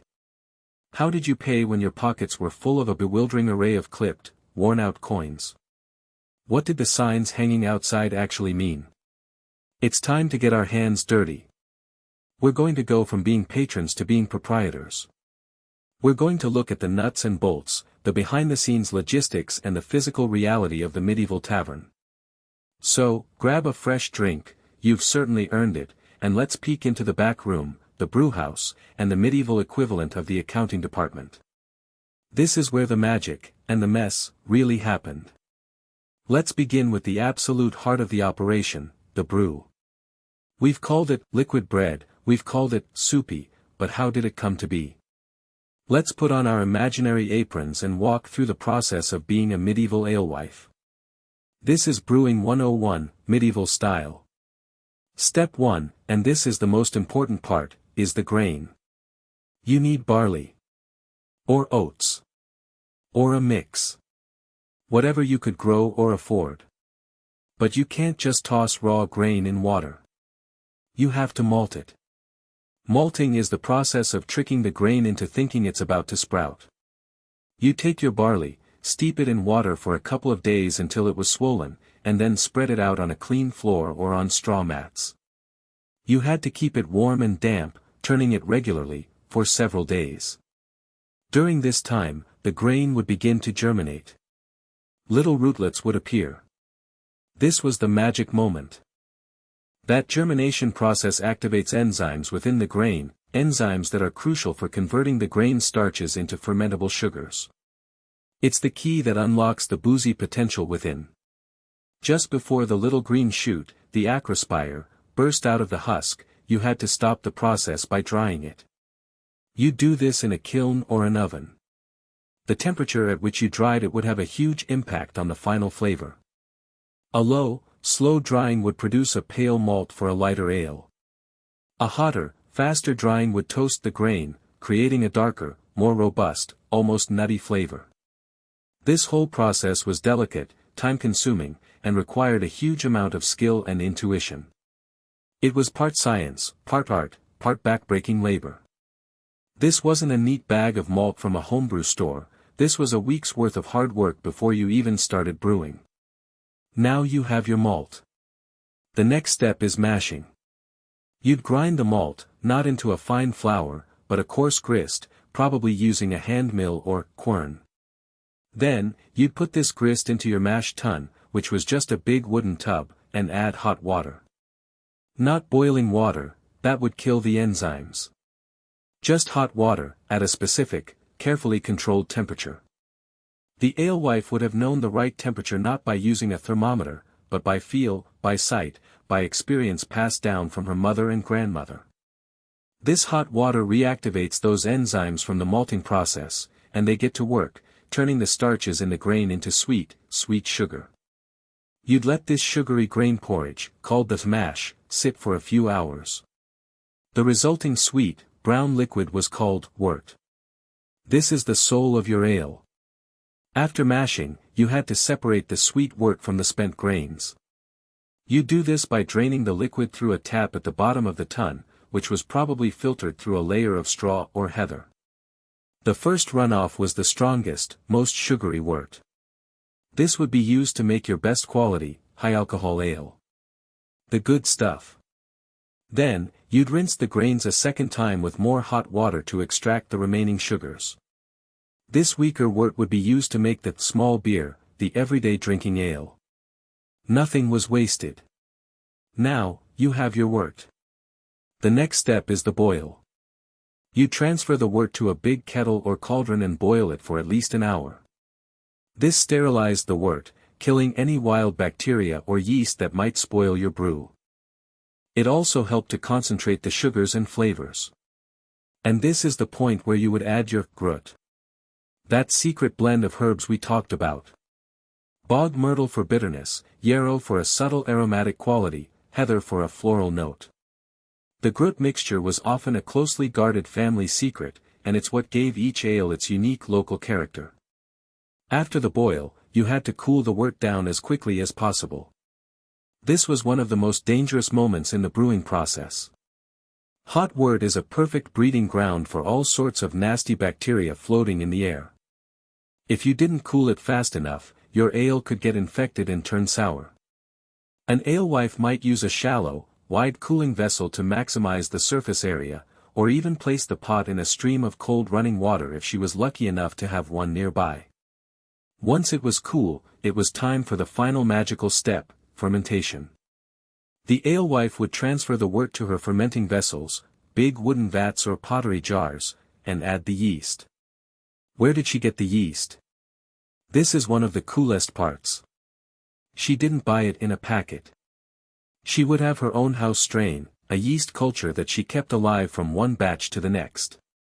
She'd skim the thick, foamy head, the barm, from a previous successful fermentation and use that to start the next one. This barm was a precious commodity. It was not only used for brewing, but also for baking bread. It was the medieval sourdough starter. This house yeast, a unique blend of different strains of Saccharomyces cerevisiae and probably some wild yeasts too, was another key component of the ale's local flavor. It was a living inheritance, a microbial heirloom passed down through generations of brewers. The yeast would then get to work, eating the sugars in the wort and converting them into alcohol and carbon dioxide. This was a vigorous, bubbling process that could take several days. When it slowed down, the ale was ready. It was unfiltered, unpasteurized, and only lightly carbonated from the fermentation process. It was a living drink, full of yeast and nutrients. And because it was unpreserved by hops, it had a very short shelf life. You had to drink it fresh, within a week or two, before it started to go sour. This is why the ale steak was so important. When it went up, it meant, come and get it now, while it's good. The entire business model was based on this rapid cycle of brewing, selling, and drinking. It was the ultimate, seasonal, small batch, artisanal, product, born out of necessity. So you've tasted the alewife's fresh brew. It's delicious. You've had a few. Now it's time to settle up. But how? The medieval monetary system was a beautiful, chaotic mess. Let's talk about the currency of the tavern. The basic unit of account was the silver penny. For most of the Middle Ages, this was the only coin in common circulation in a place like England. It was a small, thin silver coin, stamped with the king's head. But a penny was actually quite a lot of money. It could buy you a gallon or two of ale, depending on the price of grain. For smaller transactions, you didn't have smaller coins. You had to physically cut the penny into halves, ha'pennies, or quarters, farthings. You can still see the cross on the back of many medieval pennies, which acted as a guide for cutting them accurately. Imagine trying to pay for a drink with a tiny, triangular sliver of silver. It was a system that was ripe for abuse. One of the biggest problems was clipping. This was the practice of shaving tiny amounts of silver from the edge of a coin. Over time, a clipper could accumulate a nice little pile of silver dust, while the coins in circulation became smaller and smaller. This was a serious crime, considered treason because it was an attack on the king's currency, and it was punishable by having your hand cut off or even by being executed. Another problem was counterfeiting. A counterfeiter might make a coin out of a cheaper metal like copper or tin and then give it a thin silver wash. A savvy tavern keeper would have to be an expert in spotting these fakes. They'd bite the coin to test its softness, weigh it in their hand, and scrutinize the king's portrait to make sure it looked right. By the later Middle Ages, the system got a little more sophisticated with the introduction of new coins like the groat, worth 4 pence, and the half-groat. But the fundamental problem remained, a lack of small change and a proliferation of worn, clipped, and foreign coins that all had to be valued on the spot. Given this monetary nightmare, many transactions in a tavern, especially between locals, weren't done with cash at all. A lot of it was done on credit. The tavern keeper would keep a slate or a tally stick behind the bar. A tally stick was a brilliant piece of low-tech accounting. It was a stick of wood on which the amount of a debt was recorded with a series of notches. The stick was then split in half lengthwise, through the notches. The tavern keeper kept one half, the stock, and the customer kept the other, the foil. When it was time to settle the debt, the two halves were brought together. Because the grain of the wood and the notches would match up perfectly, it was an almost foolproof way to prevent tampering. It was a physical receipt and a contract all in one. The phrase, to tally up, comes directly from this practice. Many people would run up a tab for the whole week and then settle up on payday. This made the tavern keeper a de facto moneylender and a central figure in the local credit economy. Bartering was also common. A farmer might trade a gallon of ale for a few eggs. A craftsman might repair the tavern's leaky roof in exchange for a few weeks of free drinks. This was a system built on relationships and trust. The tavern keeper had to know who was good for their debt and who was a flight risk. This is why the tavern was often a closed community. The regulars were known quantities. A stranger walking in would be watched with suspicion, not just because he might be a troublemaker, but because he might try to drink and run. Now that we've paid, let's step back outside and look at the building itself. How did you even know it was a tavern? In a world where most people were illiterate, you couldn't just have a sign that said, "The King's Head Tavern." You needed a visual language. You needed pictures.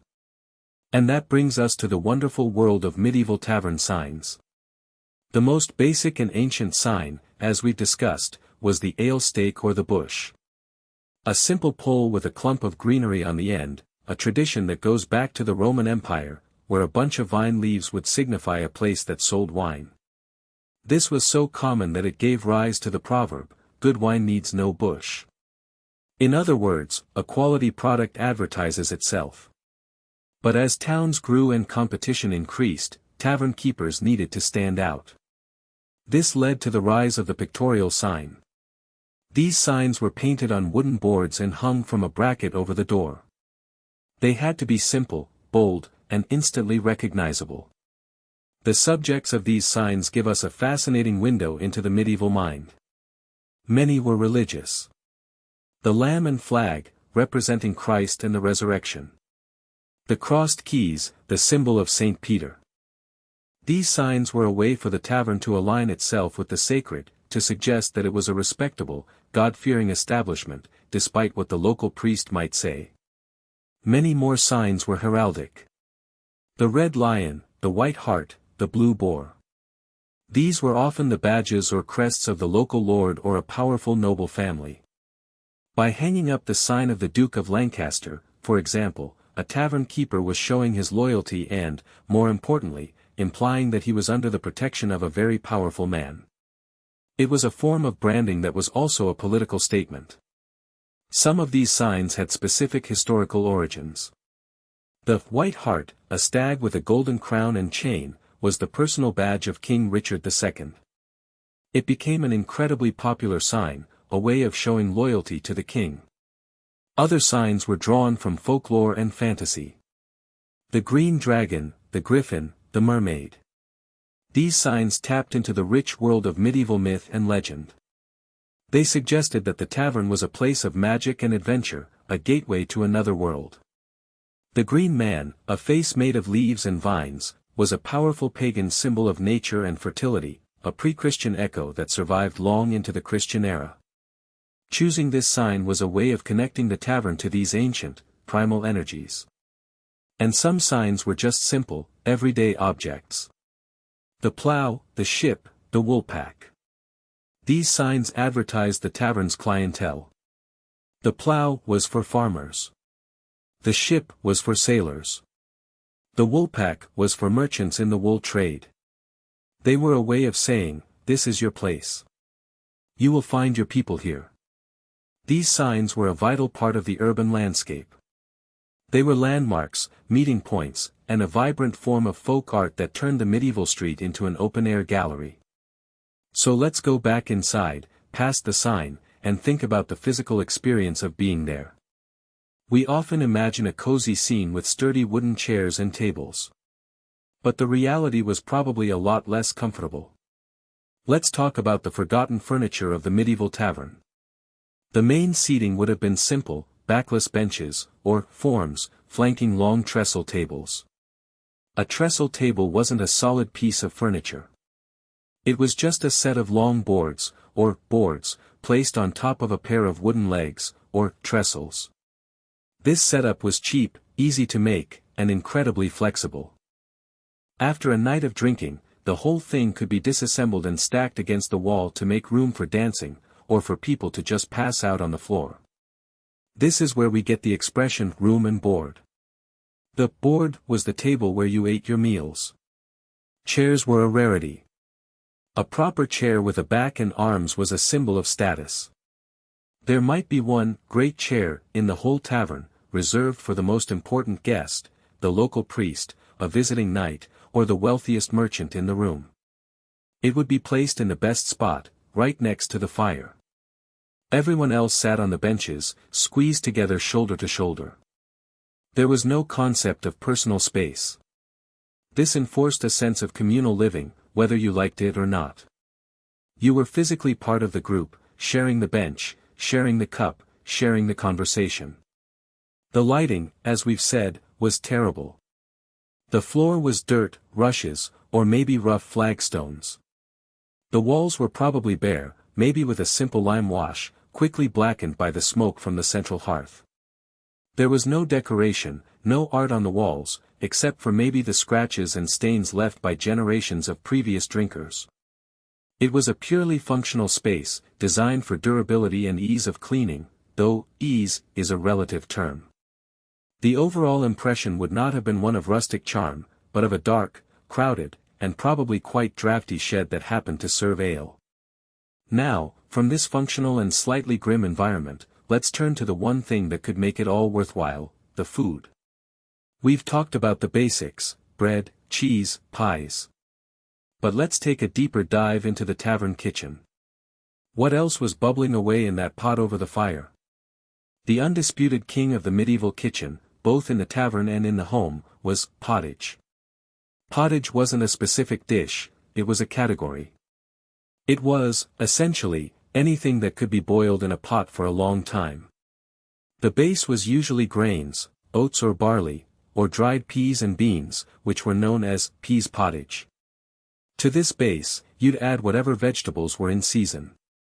In the spring, you might have young leeks, onions, and wild greens like nettles and wild garlic that you could forage for free. In the fall, you'd have cabbage, turnips, and carrots. The pottage pot was in a constant state of flux. It would be kept simmering over the fire all day. New ingredients would be added as they became available. Leftovers would be tossed in. It was a perpetual stew. The quality of the pottage depended entirely on what you could afford to put in it. A poor person's pottage might be little more than watery oat gruel with a few cabbage leaves. A tavern pottage would be a step up. It would probably have a bit of meat in it, though not the good cuts. It would be made with the cheap, flavorful bits, a ham hock, some beef shin, or other bits of offal. The long, slow cooking would break down the tough cuts of meat and extract all the flavor from the bones, creating a rich, savory broth. A bowl of this thick, steaming pottage, served with a chunk of bread, was a cheap, hearty, and incredibly nutritious meal. It was the original soul food. The tavern was also a place where you might get to taste flavors that were outside your everyday experience. Spices were the ultimate luxury good, worth more than their weight in gold. The tavern keeper, especially in a place that served wine, would have a small but precious stash of them to make his hippocras. He might also use them to jazz up his cooking. A meat pie might have a pinch of pepper or cloves. A special feast day pottage might be seasoned with a bit of mace.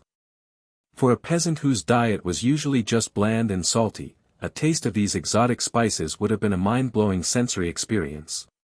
It was a tiny taste of the vast, wealthy, and mysterious world that existed beyond his village.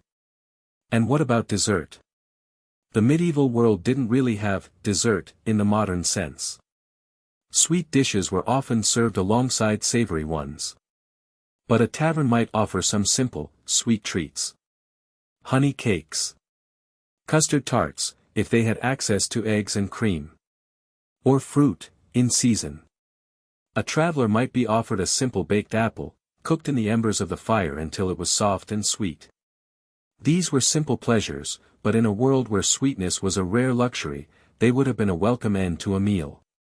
The tavern kitchen, then, was a model of efficiency and frugality. Nothing was wasted. Every part of the animal, every scrap of vegetable, was used. The food was based on the seasons and the local landscape. It was designed to be cheap, filling, and comforting. It wasn't fancy, but it was honest. And it was the fuel that kept the medieval world running. Welcome back, my friends. For those of you who have made it this far, I can only assume you've become as fascinated by this sticky, boisterous, and surprisingly complex world as I am. We've gone from the front door to the back room, from the brewing process to the very language born within the tavern's walls. We've seen the tavern as a community center, a den of thieves, a university lecture hall, and a pilgrim's rest stop. It seems like we've covered every possible angle. But the beauty of history, and the beauty of the medieval tavern, is that the deeper you dig, the more unexpected layers you find. Just when you think you have it figured out as a place of pure, chaotic leisure, you discover it was also a place of sober, official business. Just when you see it as a local hub, you realize it was a node in a network of international espionage and heresy. The tavern was a paradox. A place of profound order and profound disorder, all at once. So tonight, we're going to explore those paradoxes. We're going to look at the tavern in its most unexpected roles. We're going to peel back the final layers to reveal the institution at its most complex, its most surprising, and its most deeply, fundamentally important. So, settle in one more time. The fire is low, the last of the regulars are telling their best stories, and the secrets are about to come out. Let's start with an idea that seems completely counterintuitive. We've established the tavern as the arch-rival of the church and a constant headache for the forces of law and order. But what if I told you that the tavern was, in many ways, an extension of the courthouse? What if this den of sin was also a hall of justice? It sounds absurd, but for a huge number of medieval people, the line between the tavern and the courtroom was practically non-existent. Think about the logistics of medieval justice. We have this image of stern judges in grand stone halls. And that was true for major royal courts. But the vast majority of legal business wasn't about treason or high crimes. It was about local disputes. It was about a farmer whose pigs got into his neighbor's wheat field. It was about a baker accused of selling underweight loaves. It was about settling the estate of a man who just died. This was the work of the manorial court, the local court for the village or manor, presided over by the Lord Steward. And where was this court held? There often wasn't a dedicated courthouse in a small village. So, you used the biggest, most central, and most convenient public building available. And that was, more often than not, the local tavern or inn. The long trestle tables would be cleared of their tankards and dice games, and for a day, they would become the bench for the jury and the desk for the court clerk. The tavern keeper would do a roaring trade, of course, as everyone involved in the day's legal proceedings, the plaintiffs, the defendants, the witnesses, the jurors, would need refreshment. Imagine the scene. You're on trial for letting your cow stray. The steward is sitting in the tavern's one good chair by the fire, looking stern. The jury of your peers, a dozen local farmers you drink with every week, are crowded onto a bench, trying to look sober and impartial. Witnesses are called, oaths are sworn, and evidence is presented, all while the smell of stale ale and wood smoke hangs heavy in the air. It's a bizarre fusion of the sacred and the profane.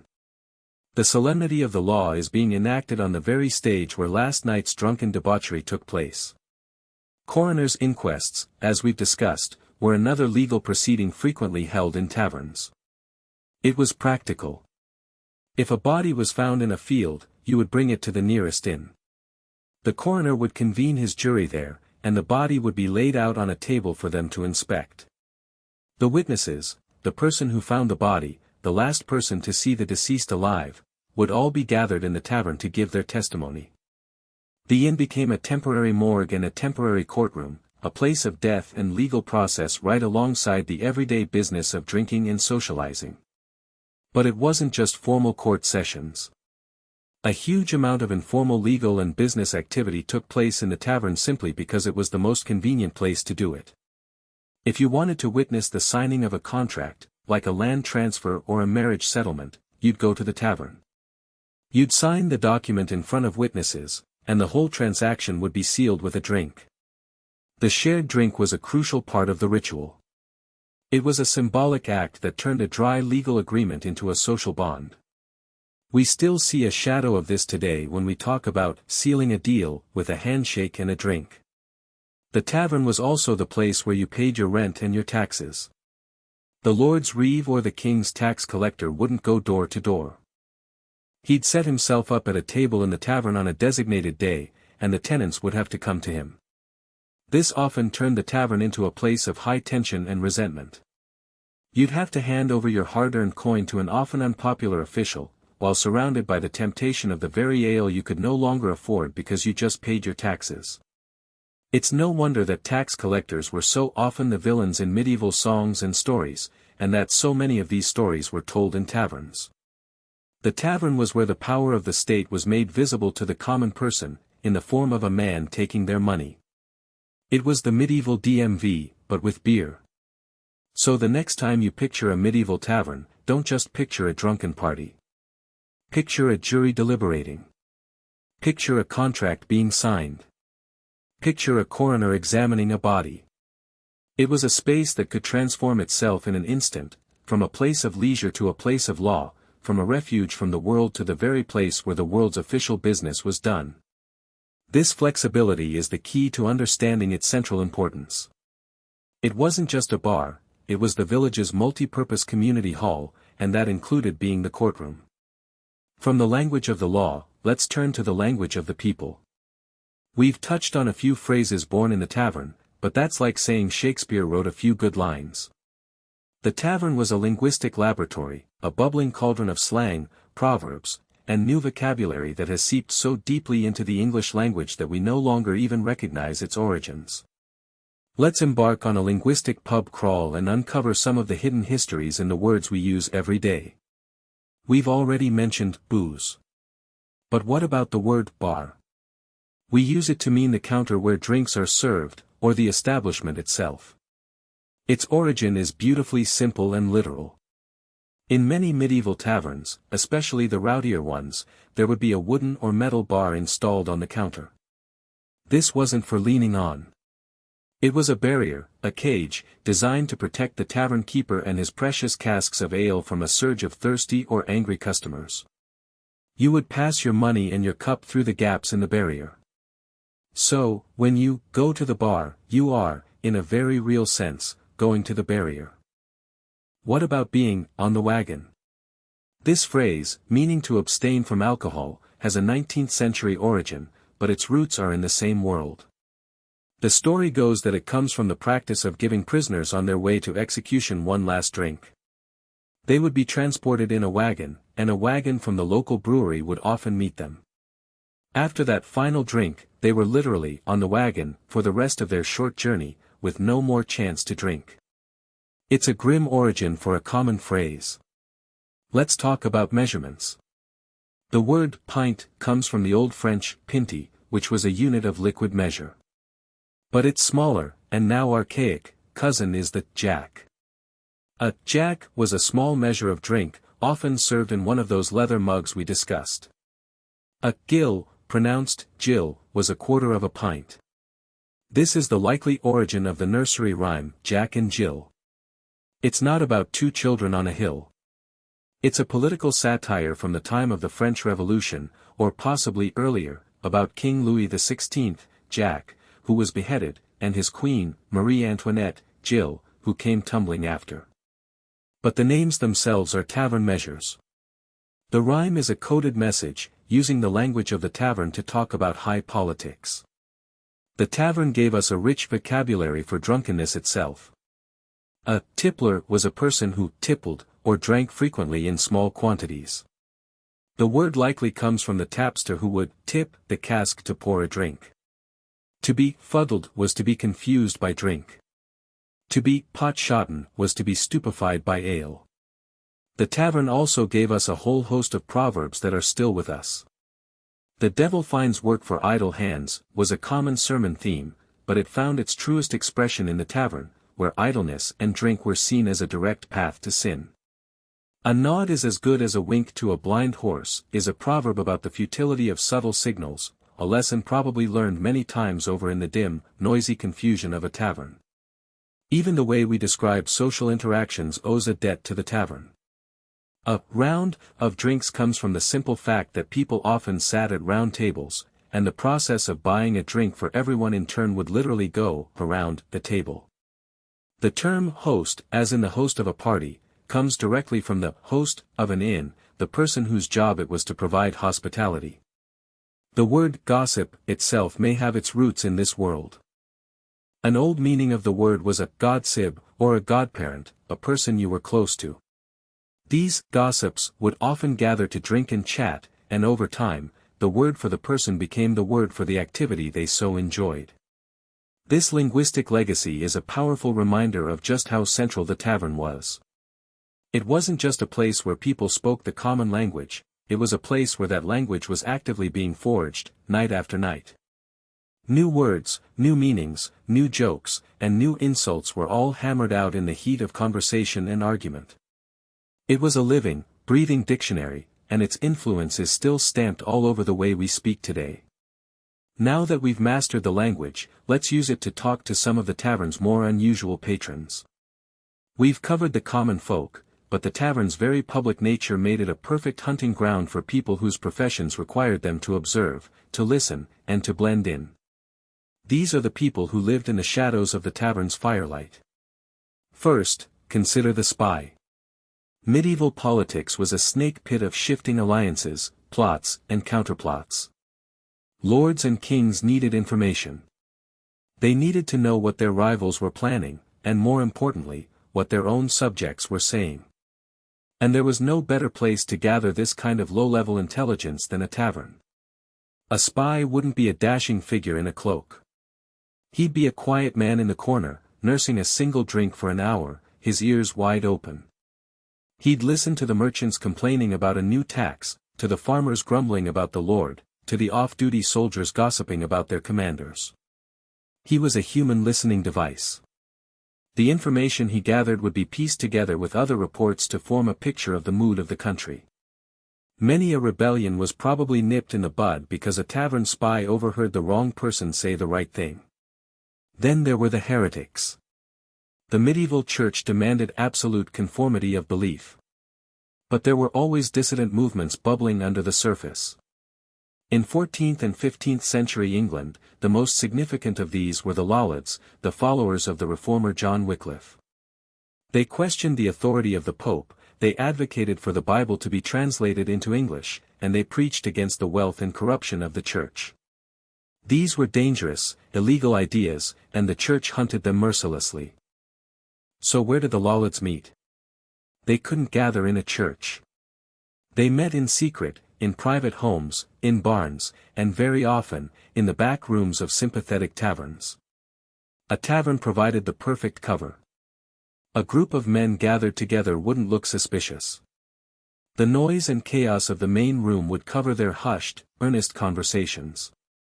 The tavern keeper might be a secret convert himself, or he might just be willing to look the other way for a bit of extra coin. The tavern, the so-called chapel of the devil, could also be a secret chapel for God's true followers, depending on your point of view. It was a place where the official religion was mocked and a new, revolutionary faith was nurtured. And let's not forget the most hated man in the room, the tax collector. But there were other, even less popular officials who used the tavern as their base of operations. Men like the searcher, an official in a port town whose job it was to inspect goods for contraband and to make sure the correct customs duties were paid. Or the summoner, a low-level official of the ecclesiastical court, whose job it was to summon people to face charges like adultery or heresy. Chaucer's summoner in the Canterbury Tales is a hideous, drunken, corrupt character who uses his power to extort money from the poor. These were the men who represented the sharp end of official power. They were necessary, but they were universally despised. And the tavern was their office. It was where they could be found, where they conducted their unpleasant business, and where they were the targets of 1,000 muttered curses. The presence of these figures, the spy, the heretic, the petty official, transforms our understanding of the tavern. It wasn't just a place of escape from the world. It was a place where the world's most dangerous and important games were being played out in plain sight. It was a battleground of ideas, a marketplace of secrets, and a constant negotiation between the power of the state and the will of the people. Every tankard of ale was swimming with political and religious subtext. This constant tension was a part of daily life. But what happened when daily life was completely upended? What happened to the tavern when it was faced with a crisis that threatened to destroy society itself? Let's talk about the tavern in the time of the Black Death.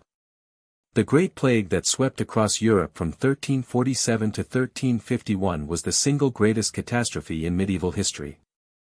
It killed somewhere between a third and a half of the entire population.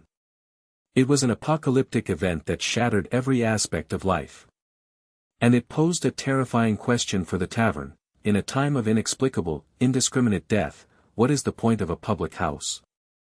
The initial reaction, driven by raw terror, was avoidance. People understood that the disease, whatever it was, spread from person to person. Crowded places were deadly. The authorities in many towns tried to impose quarantines and shut down public gatherings, including markets, fairs, and taverns. The tavern, once the heart of the community, suddenly became a symbol of death. To enter it was to gamble with your life. Many tavern keepers would have died along with their customers. Many more would have simply shut their doors and hidden with their families, hoping the pestilence would pass them by. But human nature is a funny thing. As the plague raged on, a different, more complex reaction set in. For some, the sheer scale of the death led to a profound crisis of faith and a sense of utter nihilism. If God was either unwilling or unable to stop the plague, then what was the point of morality? If you were likely to be dead by next week, why not spend your last days in a state of reckless indulgence? The chronicler Agnolo di Tura, writing from Siena, Italy, described this phenomenon, and no one could be found to bury the dead for money or friendship. And I buried my 5 children with my own hands. And so many died that all believed it was the end of the world, and people did not care about what they did, and everyone thought themselves condemned to death, and so they all devoted themselves to pleasure. In this mindset, the tavern experienced a grotesque renaissance. It became a place for the doomed to gather. People who had inherited money from their dead relatives would spend it all on a final, desperate party. They would drink the best wine, eat the richest food, and engage in all the behaviors the church had warned them against. The tavern became a death cult, a place where people could face the apocalypse not with prayer, but with a drink in their hand and a defiant song on their lips. It was the ultimate eat, drink, and be merry, for tomorrow we die. But for others, the tavern served a different, more poignant purpose. In a world where families were being torn apart, where the basic bonds of society were dissolving, the tavern could be a place to find a sliver of normality, a ghost of community. It was a place to share news of who had died and who, miraculously, was still alive. It was a place to mourn together, to find solace in the shared experience of unimaginable grief. The act of sharing a drink, in this context, was not an act of hedonism, but an act of solidarity. It was a way of saying, we are still here. We are still human. The aftermath of the plague also changed the tavern forever. With a huge portion of the population gone, the survivors found themselves in a new world. Labor was suddenly scarce, which meant that peasants and craftsmen could demand higher wages. The old, rigid social order was shaken. And this new, more prosperous working class had more disposable income. They spent it on better food, better clothes, and, of course, more and better ale. The late 14th and 15th centuries saw a boom in the brewing industry. Taverns and alehouses proliferated. The survivors of the plague, it seems, were very, very thirsty.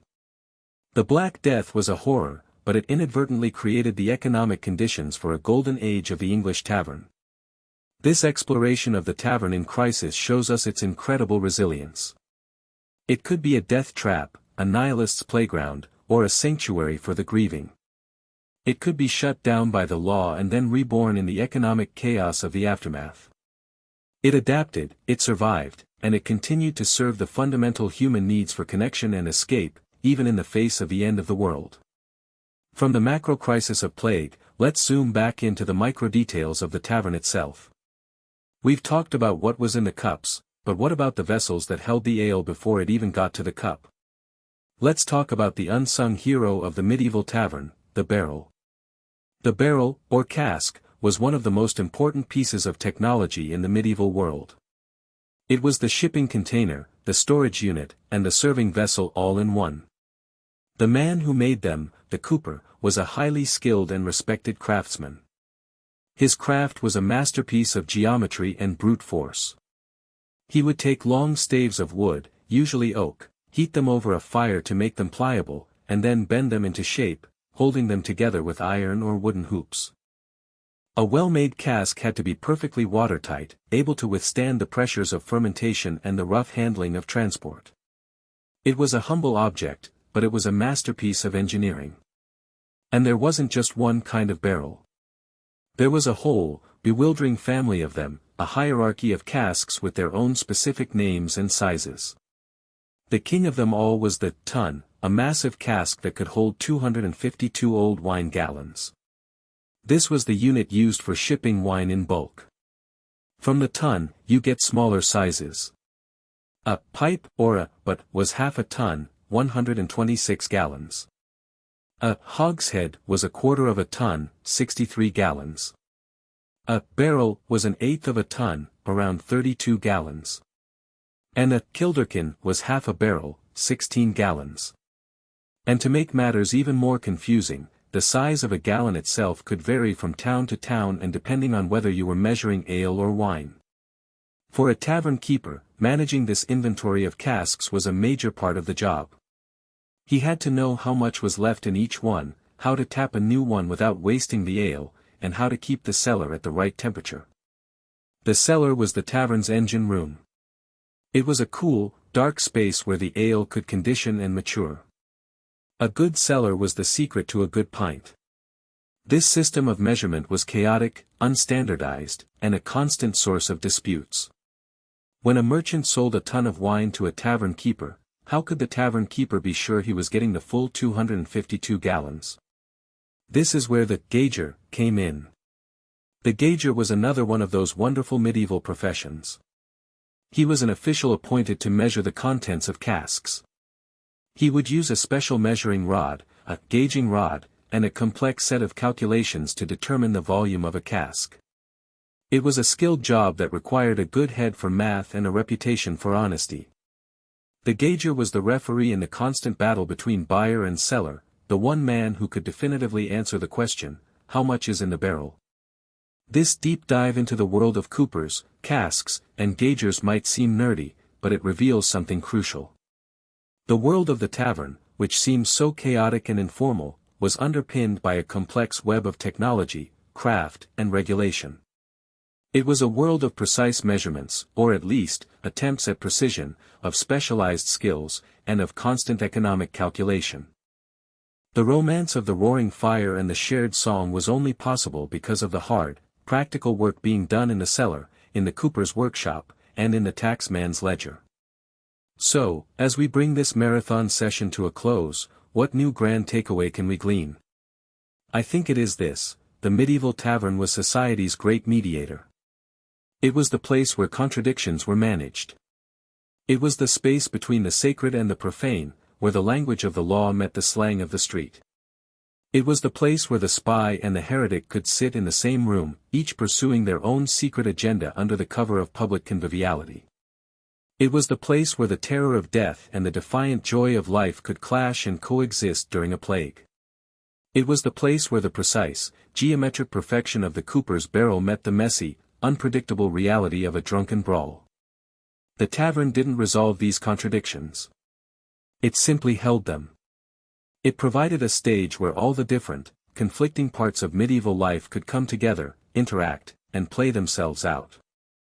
It was a flexible, adaptable, and endlessly resilient institution precisely because it refused to be just one thing. It was a hall of justice and a den of thieves. A house of prayer and a chapel of sin. A place of business and a place of leisure.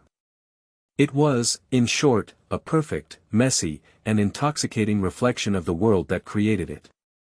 And its legacy is the enduring idea that the most important conversations, the most significant transactions, and the most human moments often happen not in the formal halls of power, but in the informal, democratic, and slightly sticky space of a public house. Thank you, my friends, for sticking with me on this long and winding road. It has been a true pleasure to share these stories with you. Until we meet again, stay curious.